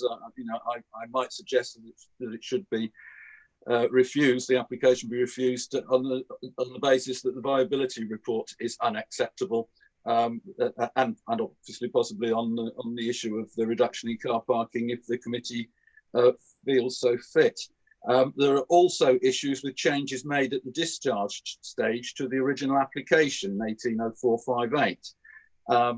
Which was consented. Now, I was the only member of the Joint Planning Committee that actually voted against the original application. It was on the same viability of practicality of the commercial servicing arrangement and habitats issue, because there's no appropriate assessment. And so I thank Patrick for confirming that the officer report is wrong in where it says that habitats is sorted. He's confirmed that we do need to have an appropriate assessment and has said that there is an appropriate assessment. Of course, we all know there's never been one because Natural England have never provided the necessary evidence that the mitigation is effective, and that's what the Sweetman Court case confirmed. So if members are minded to refuse consent, then they should bear in mind that the law requires that an AA is provided. There isn't one, and that would make any refusal virtually impossible for an appeal or court to overturn. So it would make sure that if this is not going to be built because it's not viable, then we can ask Berkeley Homes to go away and come up with something that would be viable in coronavirus times, if that's possible. The issues in respect of changes to the consent, which was granted a year and a half ago, or nearly 2 years ago, it appears to me that the original agreement to add a centre refuge for safety at the Royal Deer Junction, Bear Lane arm, has been removed.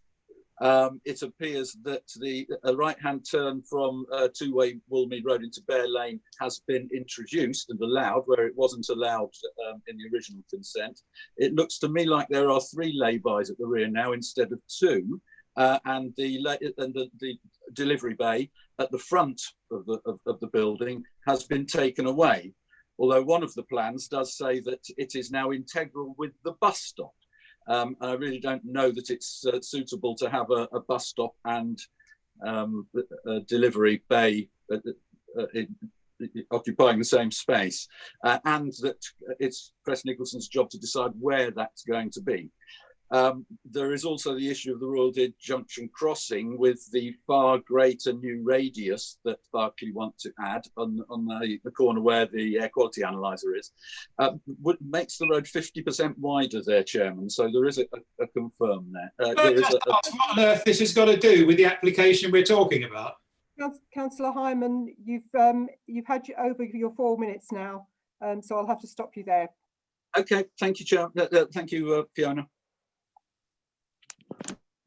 I've got 1, 2, 3, 4, 5, 6, 10 people wishing to speak. Councillor Adams was first. Thank you, Chairman. I appreciate that we should be considering the planning issues, but really this is all about increasing Berkeley's profit by 1.4 million, isn't it? That's what the document states quite clearly. And they're doing that at the expense of parking underneath the building. I would suggest that if they don't want to build those parking spaces, which I can see that they don't, that they put the 1.4 million into a trust for the use of hopper for people who haven't got cars to be able to do their shopping via hopper, rather than actually wobbling down the Guildford Road with Sainsbury's bags hanging from their bicycles. It seems to me that there's actually no justification at all for this. Barclays are very good negotiators, as we know, and they seem to have negotiated something which is totally unacceptable, I would have thought. Thank you. Thank you very much, Mr. Councillor Adams. Councillor Martin.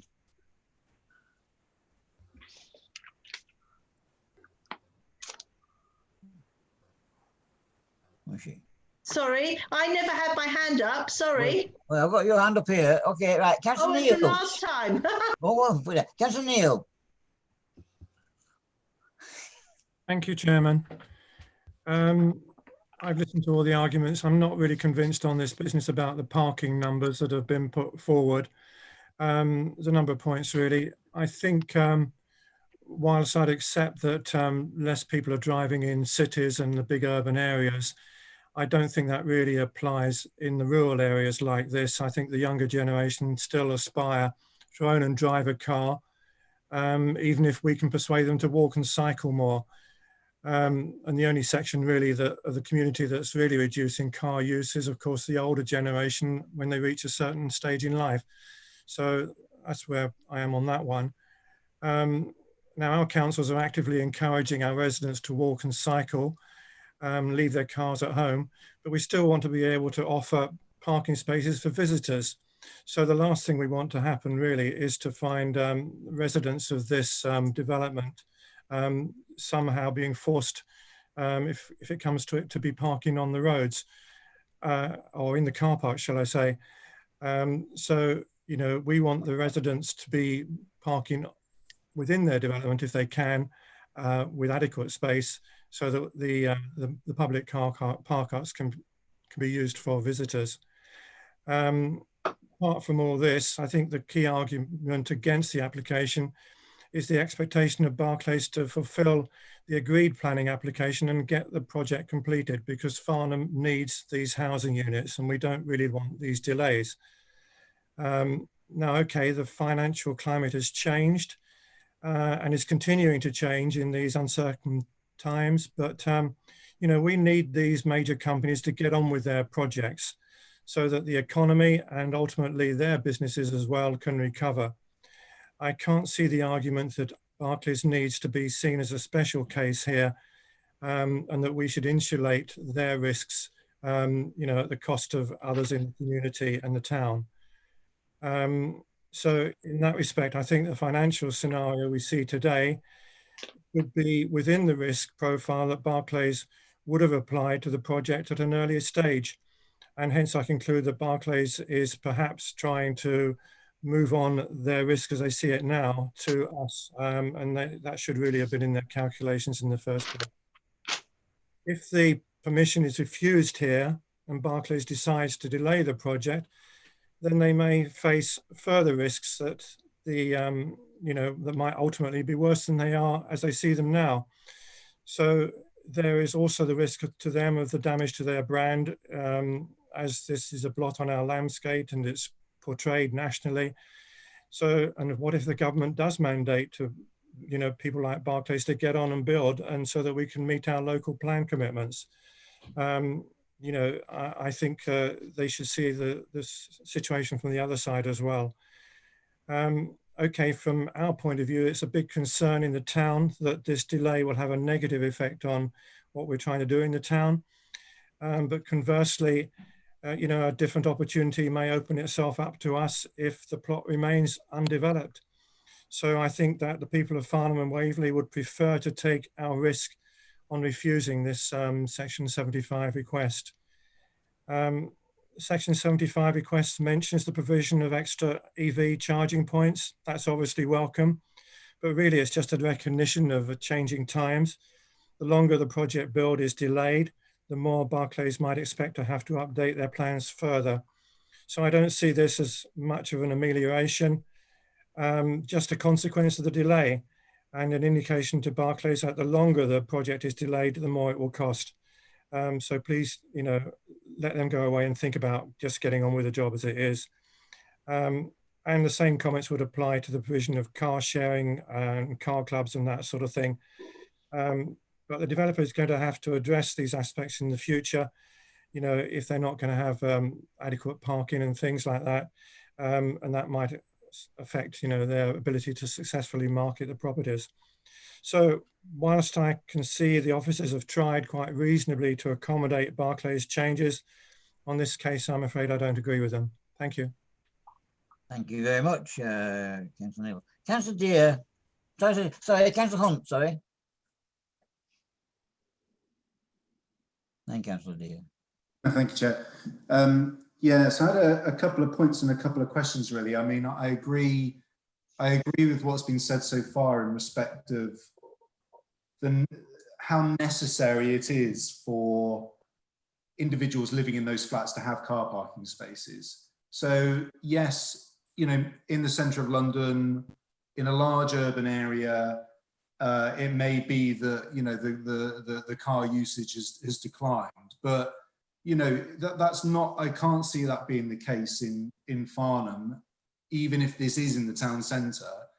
And a comment that was made earlier is that people still have aspirations for cars. I completely agree with that. And as much as we need to be taking climate change really as the #1 consideration over everything else, at this current moment in time, the logistics of this development, in my mind, you have to have the car parking spaces. Reducing them is not going to solve the problem, and sort of flaring it up by saying, well, this will help for climate change is kind of missing the point, really.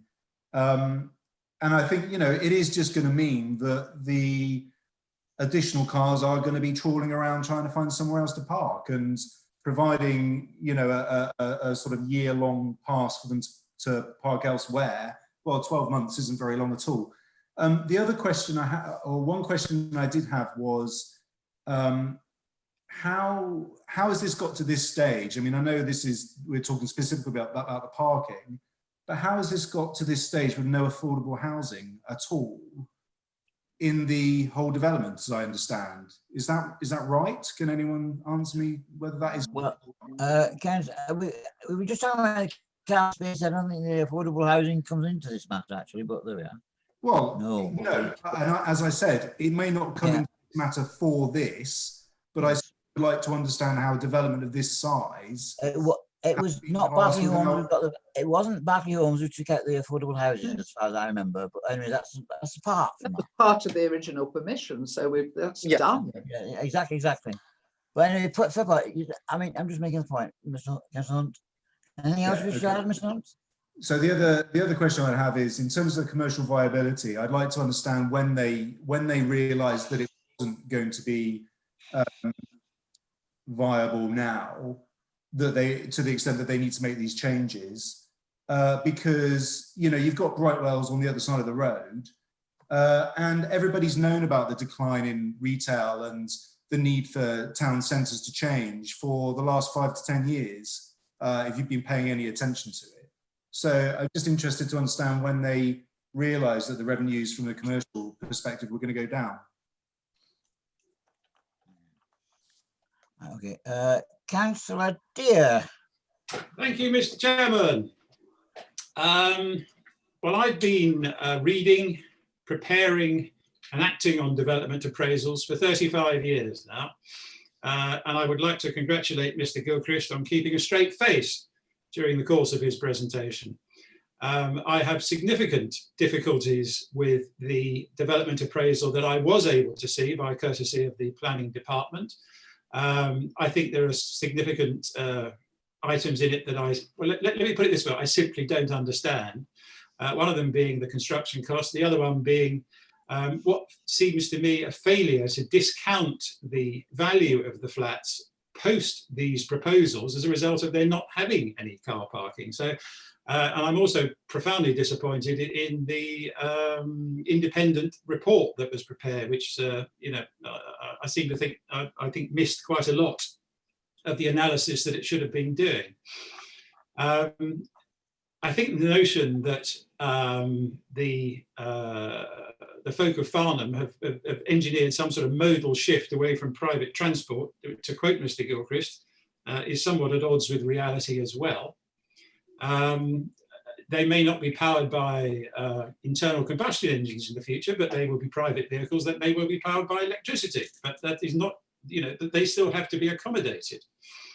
So moving on to the impact of the scheme, as far as I can see, or the proposal rather, as far as I can see, public transport in Farnham is as poor as in many other places in Waverley.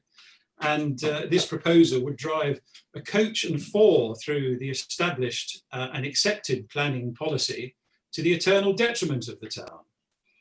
On-street car parking, as others have mentioned, will be further choked by the failure to accommodate the parking generated by this development in this development. So, I mean, I could go on in the same sort of vein, but let's try and keep things concise and short and to the point. I give little credence to the figures, completely condemn the effect the opposers will have on the rest of the town, and suggest we refuse this application without any further ado. Thank you very much. So, number of speakers, Councillor Clark. Thank you, Chair. Here is the public relations leaflet produced by Barclay Homes that was sent to us earlier today by email. And here is the document produced by Surrey County Council Highways Department about the changes to the basement provision. Now, I read them both, but then I became confused because I couldn't really tell the difference between each document. But of course, it's plain for all to see. One document is branded Barclay Homes and the other is branded Surrey County Council. But what are the differences? Well, I think we can all make up our own minds. But I can sneak in one little difference. Surrey Highways Authority has the audacity to think it's all right to overrule Waverley Borough Council's parking standards. And then for Waverley's planners to support this does give me great cause for concern. For Barclay to state in their leaflet that much of the reasoning behind their application was in fact designed around Farnham's well-being is simply disingenuous. But nevertheless, it would be remiss of me not to thank Barclay Homes for helping to reduce car usage in Farnham, to improve Farnham's air quality, and supporting Farnham's climate change action plan. And in return, I hope Barclay will thank Farnham for helping to support their profit margin, or should I say scheme viability. Viability, we are told by developers, has to be 20% profit margin. But it's not as if house building is a leading edge technology and a sector that requires expensive R&D. In the main, they provide attractive boxes for people to live in a format that can be repeated up and down the country. So I do not accept that the original car parking provision for one space per unit would make it unviable. What is unviable about £9 million? Thank you, Chair. Thank you very much, Councillor Clark. Councillor Dixon. Good evening, David. Good evening, councillors. I would like to talk about the scheme viability, the SEC proposal, and the number of cars. Barclay Homes start by saying that this is going to reduce the number of cars in Farnham. It is worth pointing out that actually it's going to bring at least 79 cars into town, plus one shared car, plus 30 cars with temporary parking permits, plus possibly, has been discussed, 31 cars driving around trying to find parking. So, but as a very minimum, this development is bringing 110 new cars into Farnham Town Centre. As a Waverley Borough Councillor, I'm very disturbed and upset to see that the Waverley Borough parking guidance of 2013 is being set aside, and similarly that the Surrey County Council vehicle and cycle planning guidance of 2018 has been set aside in this case. We are also asked to look at the scheme viability. I'd like to ask the officers, Patrick and the other officers, whether or not they were aware that 6 days ago, Barclay Home announced their year-end results to the 1st of April 2020. they announced a turnover of £1,920 million. That was their turnover, 1.9 million. No, sorry, 1.9 billion, and a pre-tax profit of £503 million. And in the accompanying statement, the CEO, gentleman called Rob Perrin, says, looking forward to the impact of COVID-19, this company is still targeting a return of 15% for the 6 years to 30 April 2025. So Berkeley Homes themselves only want to achieve 15% return. So I really don't see why we in Farnham are offering them 17.74%. Also, that 15% will give Berkeley Homes an annual pre-tax profit of £500 million. So our 1.4 million to get our parking is very small beer indeed. And finally, I was looking at section 10.2, the Surrey County Council proposal, which set out why this was exceptional circumstances and we could overrule the existing parking guidance. And they say amongst it, we'll have additional cycle parking and a bicycle user group. Well, we have to look at the facts as they're presented to us today. So I'd like to ask the planning officers, is there a cycle lane on East Street? Is there a cycle lane on South Street? Is there a cycle lane on the borough? In fact, given that trucks are still allowed to go through Farnham Town Council at the express with Surrey County Council, is it even safe to consider cycling through Farnham? So to suggest that all of the new inhabitants are going to put something like 100 odd new bicycles onto the roads of Farnham when it is evidently unsafe for them to do so is laughable.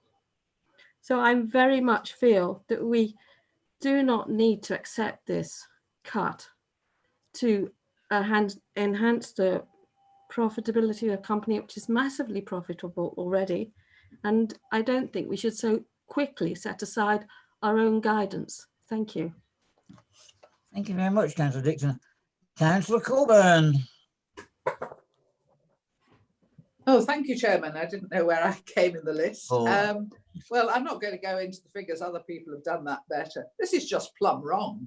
I mean, I'm not going to go into sort of all the details. I've been working for 20 years on planning documents for Farnham. We've done the design statement, on the neighbourhood plan, and I worked on the local plan at Waverley. And every time we raise the issue of town centre parking. And in fact, we're reviewing the design statement now with a view to being even firmer on town centre parking. This idea, you don't give people a parking space, they don't have a car. I live in a very strange world. It's called reality. And believe you me, stopping parking spaces does not stop car ownership. I mean, where do these people get their ideas from? So as far as I am concerned, this is just plumb wrong. Now, I have supported the Woolmead from the start. It's in our neighbourhood plan, and we used to have very good relationships with the original owner of this, and we worked together on this scheme. And I want this scheme to be built, and I want it to be successful in every possible way. But this is not the way to make it successful. I'm sorry. We have agreed a scheme, and I'm not saying build it according to what we've built. Come in for changes, but not these changes. Don't just take out parking because it's cheap and it's easy. Think the scheme through, see what we've got.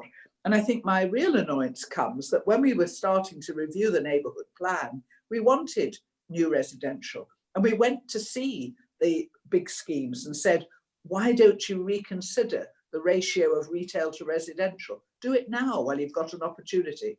But nobody would. They all said, no, we'll plough on with what we've got. We've got permission, we'll plough on with it. Missed opportunity.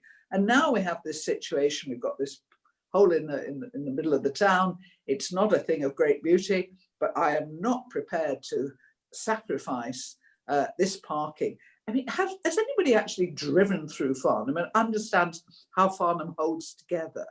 Even if you live within walking distance of the station, as indeed does my son, You know, to get anywhere at the weekends, there is no public transport. You have to get into a car. You know, please do not get the idea that there's buses flying around Farnham picking us up. When I was a child, this worked. You know, you went to a bus stop, a bus came. Now you have to check your watch very carefully and see whether it's, you know, somebody mentioned an hourly service. Most often it's 2 hourly and it finishes at 6. You know, we are not dealing with a city centre site here with buses flying past and lots of alternatives. We're not. Most people, even if they don't use the car to get to the station, will still need a car and use a car. And the town centre is chocker. You've only got to see. So we are actually strengthening our design statement to make it absolutely clear that anything in the town centre does need adequate parking. We're using the Build for Life as an example of that. Adequate, and also, if you can, incorporated in an attractive way into the design. We've put it in every document so far. So this is contrary to the neighbourhood plan, it's contrary to the old design statement, and it's contrary to the revised design statement. Yes, I'd love everybody out of their cars, but the idea that I am going to cycle to Waitrose and bring back, as Councillor Adams says, way back in this argument, with my shopping on either handlebar, I mean, it is never going to happen. Live in the real world. We don't have public transport. We have a shortage of parking generally in the town.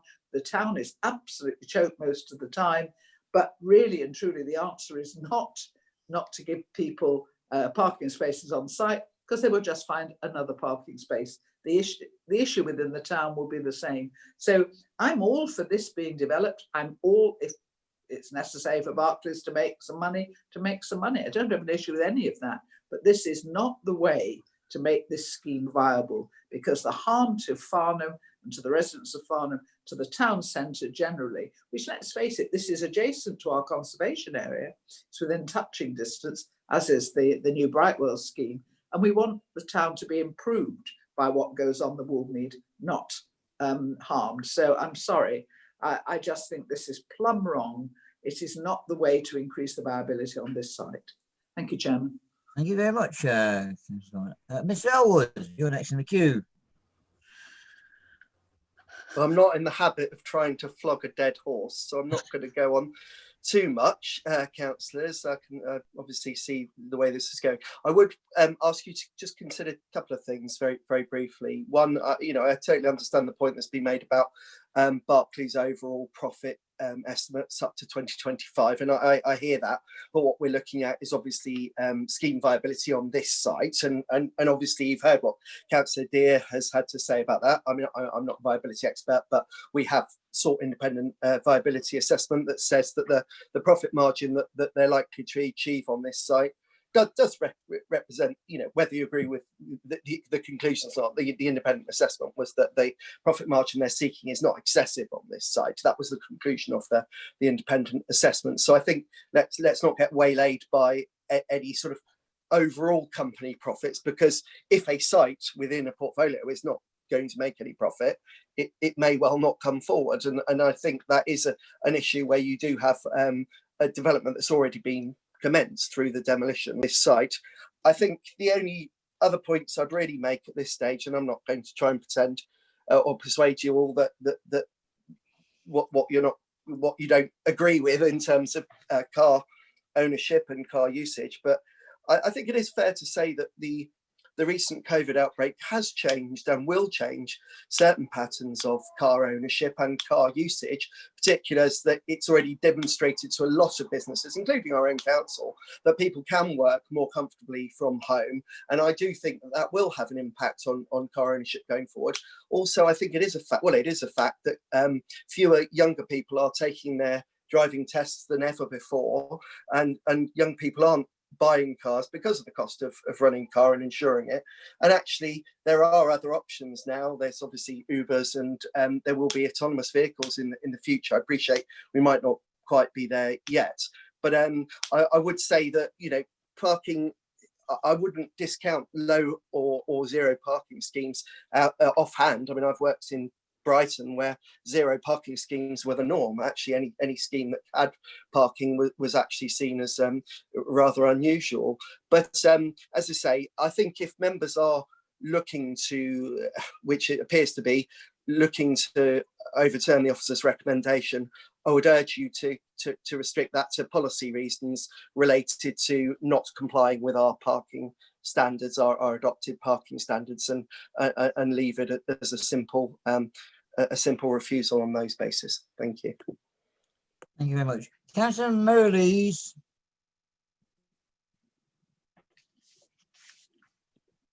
Thanks.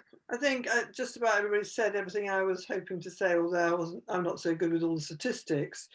But I think, Zach, you said that possibly people will not have so many cars. I think in the short term, people are more and more frightened of going on public transport.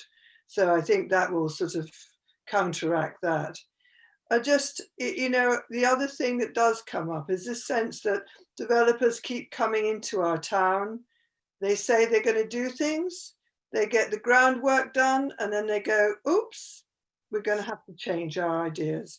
And we've rolled over quite a lot of times now. And I think there's a real sense that we don't want to be pushed into situations which, like unfortunately the one across the road, is turning into a white elephant. We don't want that again. And we should now be able to say, no, enough is enough. And I think the car issue is one where, I mean, one of the things they say is, oh yeah, we don't want cars, we're going to get rid of cars. But actually what you're saying is, we're going to put your cars, it's got nothing to do with climate change, we're just going to stick your cars in your car parks. That's what you're going to do. You're not really genuine about that. So, I mean, but everything that everybody else has said, I support. And so for me, this is a no-go. Thanks. Councillor Hess. Don't know how to follow all that. I mean, all the representations by my colleagues have been brilliant. I wrote loads of notes. Most of it have been covered by other people. I do find it objectionable that a very profitable company, and I know we're not here to talk about their profits, but there has been that entered into the debate in the officer's report. We're not here to underwrite a developer's profit margin, but this particular developer is very profitable, and they're trying to go cheap on Farnham. And on the other side of the coin, use up 61 spaces of publicly available council car parking. Now, with all the developments which are going on around Farnham, and not just the Farnham ones, we've got ones adjacent to us in Guildford Borough Council, we've got the ones in Aldershot, we've got thousands of houses in Borden. People come into Farnham, and we're going to make sure in the future that Farnham is a beautiful place that people will want to come into. They will need those car parking spaces. We can't knock those out for the spaces which have been removed from this scheme. It's just not right. It goes against Waverley's and Guildford's parking guidance. That's a given, and that's not right. So on that basis, I can't support this. It would have to be a refusal as far as I'm concerned. Thank you. Thank you very much, Councillor Hess. Councillor Rabini. It was Councillor Keane, actually. Oh, sorry, Jackie. That's all right. That's all right. Thank you very much, Chairman. Well, I mean, I've listened very carefully to all the arguments, and most of what I was going to say has been said. But there is another thought to this, and that is with the very poor public transport, and not just buses and what have you, but trains as well. You know, we've got to be thinking about the people that work unsociable hours, who depend on their car to get home maybe in the early hours of the morning, or they leave for work in the early hours of the morning. And, you know, they are going to want a car, no matter what the developers say. They have a right to have a car. And also the fact that in Farnham, I visit Farnham quite often, and it's hell to park in Farnham. The main car park is always full. And again, with the hospital, I've been down there for meetings, and they always say that people use the hospital car park as a general car parking place to go shopping. So, you know, the developers, they are going to ask us to reduce this by 61 spaces. They are going to go away and leave Farnham with a heck of a mess. And for that reason, I would not support this application. Thank you, Chair. Councillor Bishop. Yes. Thank you, Chair. Simple statistics. There are 138 dwellings there, 1 bedroom, 2 bedroom, 3 bedroom. It's no good assuming that there'll be less than 138 vehicles. A 3-bedroom house, possibly if there's 3 adults in it, might have 3 cars, or probably at least 2. So, you know, statistically, they've all got to park somewhere. And as previous speakers have said, this is a real problem. So it's no good saying there'll only be 60 cars. There could be 150 or 200 cars in there. And that's something we really seriously got to think about. And there's no provision for visitors parking either. Thank you. Okay, and you've already spoken now. I've got Councillor Deere and Councillor Hunter put their hands up again. Councillor Deere, do you want to come back? Oh, I was sorry, Mr. Chairman. Oh, yeah, I think it's been covered very briefly. I was going to say that, you know, that unless you can read a profit and unless you read a profit and loss account and a balance sheet, I mean, discussion of that's got no part to play in the consideration of this application. But as I say, it drives a coach and horses through established planning policy without any substantial justification from a financial point of view. In my experience, the cost saving on a scheme of this scale would not make the difference between it going ahead and not. Thank you. And Councillor Hunt.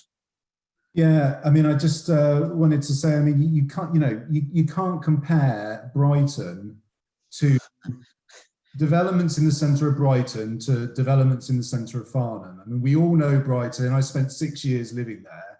And the public transport in Farnham is clearly not on a par with Brighton, and nor is it on a par with Guildford. So I just think it completely undermines the argument. The only other question I want to ask, and maybe I need to take this offline, and I know it's outside of this direct conversation, but I would like to understand how it got to this stage and through outline and through initial reserve with no affordable housing. I know it's not party for this specific vote, but I'd just like to be directed to whoever could talk me through that. Even okay. Anybody else want to speak? No. Oh, okay. Mr. Elwood. Yes. Yeah, all I was going to say is obviously we can take that offline and discuss it. But I mean, the planning history is all available on the website. So I mean, you're welcome. You know, you're welcome to take a look at the planning applications that are all available on website. And then if you have any questions following that, you know, I can certainly arrange for either myself or one of the development management team to talk it through with you, Councillor. Okay, thank you. Anybody else wishing to speak? No. Okay, right. We now, yeah, we'll have to go through this. We now have to vote on the recommendation.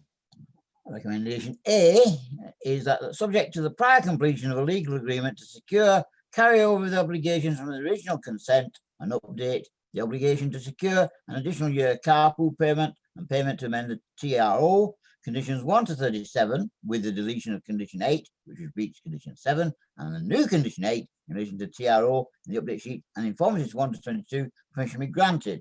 I'd like to link that with that, if that is the recommendation B, that if the requirements of recommendation A are not met within 6 months of this date, the resolution to grant permission, then permission be refused. Now, I don't know how we're going to do this because we've lost them, haven't we? So, Fiona, what do you want to do? Well, I do have a roll call sheet that there's a few members that we haven't heard from, so I wouldn't like to say which way they're going to vote. So if members will just bear with me, and we'll just very quickly run through the roll call, and this is whether you're for, against, or abstaining the recommendation to grant planning permission. So, Councillor Adams. Object. Against. Against. Sorry. Yeah, thank you. Councillor Beeman. Against. Councillor Blishen? You're muted. You're muted. I'm not now. Against. Thank you. Councillor Clark? Against. Councillor Coburn? Against. Councillor Deere? Against. Councillor Dixon? Against. Councillor Hess? Against. Councillor Hunt? Against. Councillor Isherwood? Against. Councillor Keane? Against. Councillor Martin? Against. Councillor Mirrlees?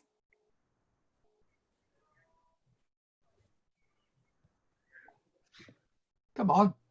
You're muted again. You're You're muted. muted. Against. Sorry, against. Thank you. Councillor Neal? Against. And Councillor Rubini?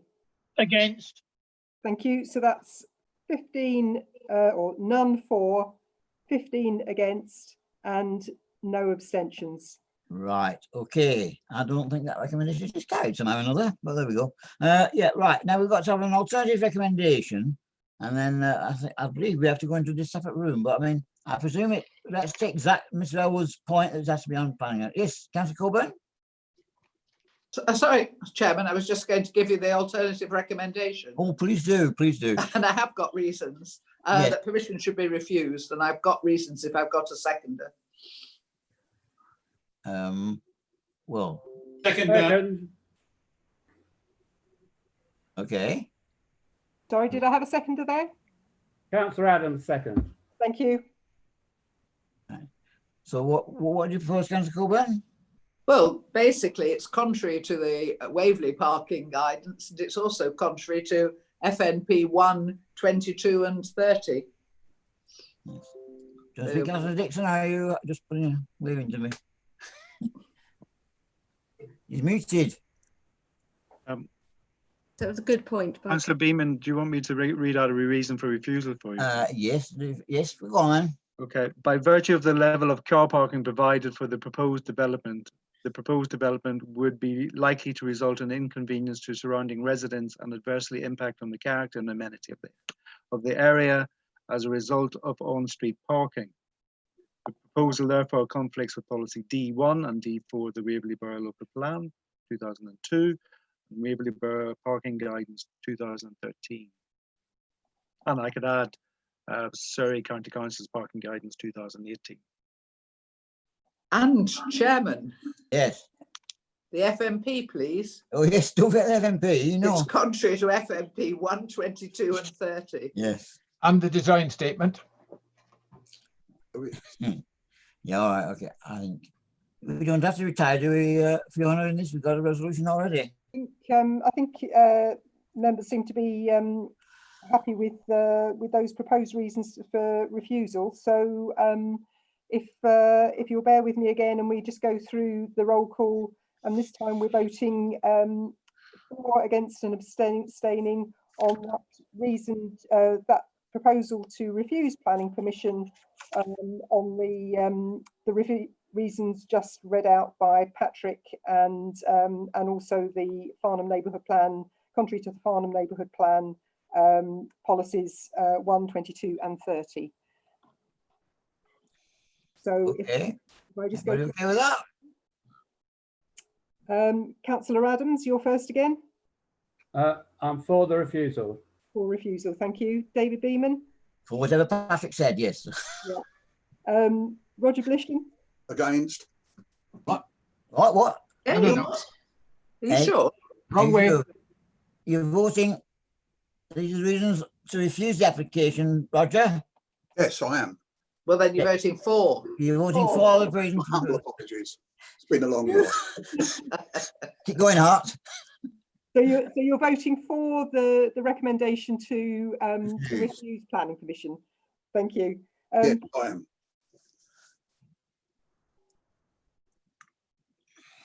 Peter Clark. For, thank you. Thank you. Carol Coburn, for. For. Simon Deere. Yep, for. For Sally Dixon. For. George Hess. I'm for Patrick's eloquent words. Thank you. Daniel Hunt. 4. Peter Isherwood. 4. Jackie Keane. 4. Michaela Martin. 4. Kika Miralles. 4. John Neal. 4. And John Rubini. 4.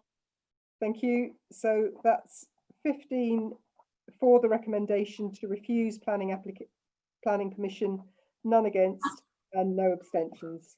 So planning permission refused. Okay, thank you very much. Right, we've almost at the end, my friends. Okay, right. Patrick, we wish you well in your new career, wherever it may be. We miss you, okay? Send us a postcard, won't you? I will. And let me know how we get on if it ever comes to appeal. Yeah, all right. Nice plug, nice plug. Okay, there's no items which are not subject to public speaking, and there's no other items. Therefore, we close the meeting, I think. Okay. Well, thanks very much for your patience and forbearance. Much appreciated. These are weird times. Thank you. Thank you, Good night. Chairman. Thank you, Good night. Councillors. Good night. Bye-bye. Thank you all. Thank you.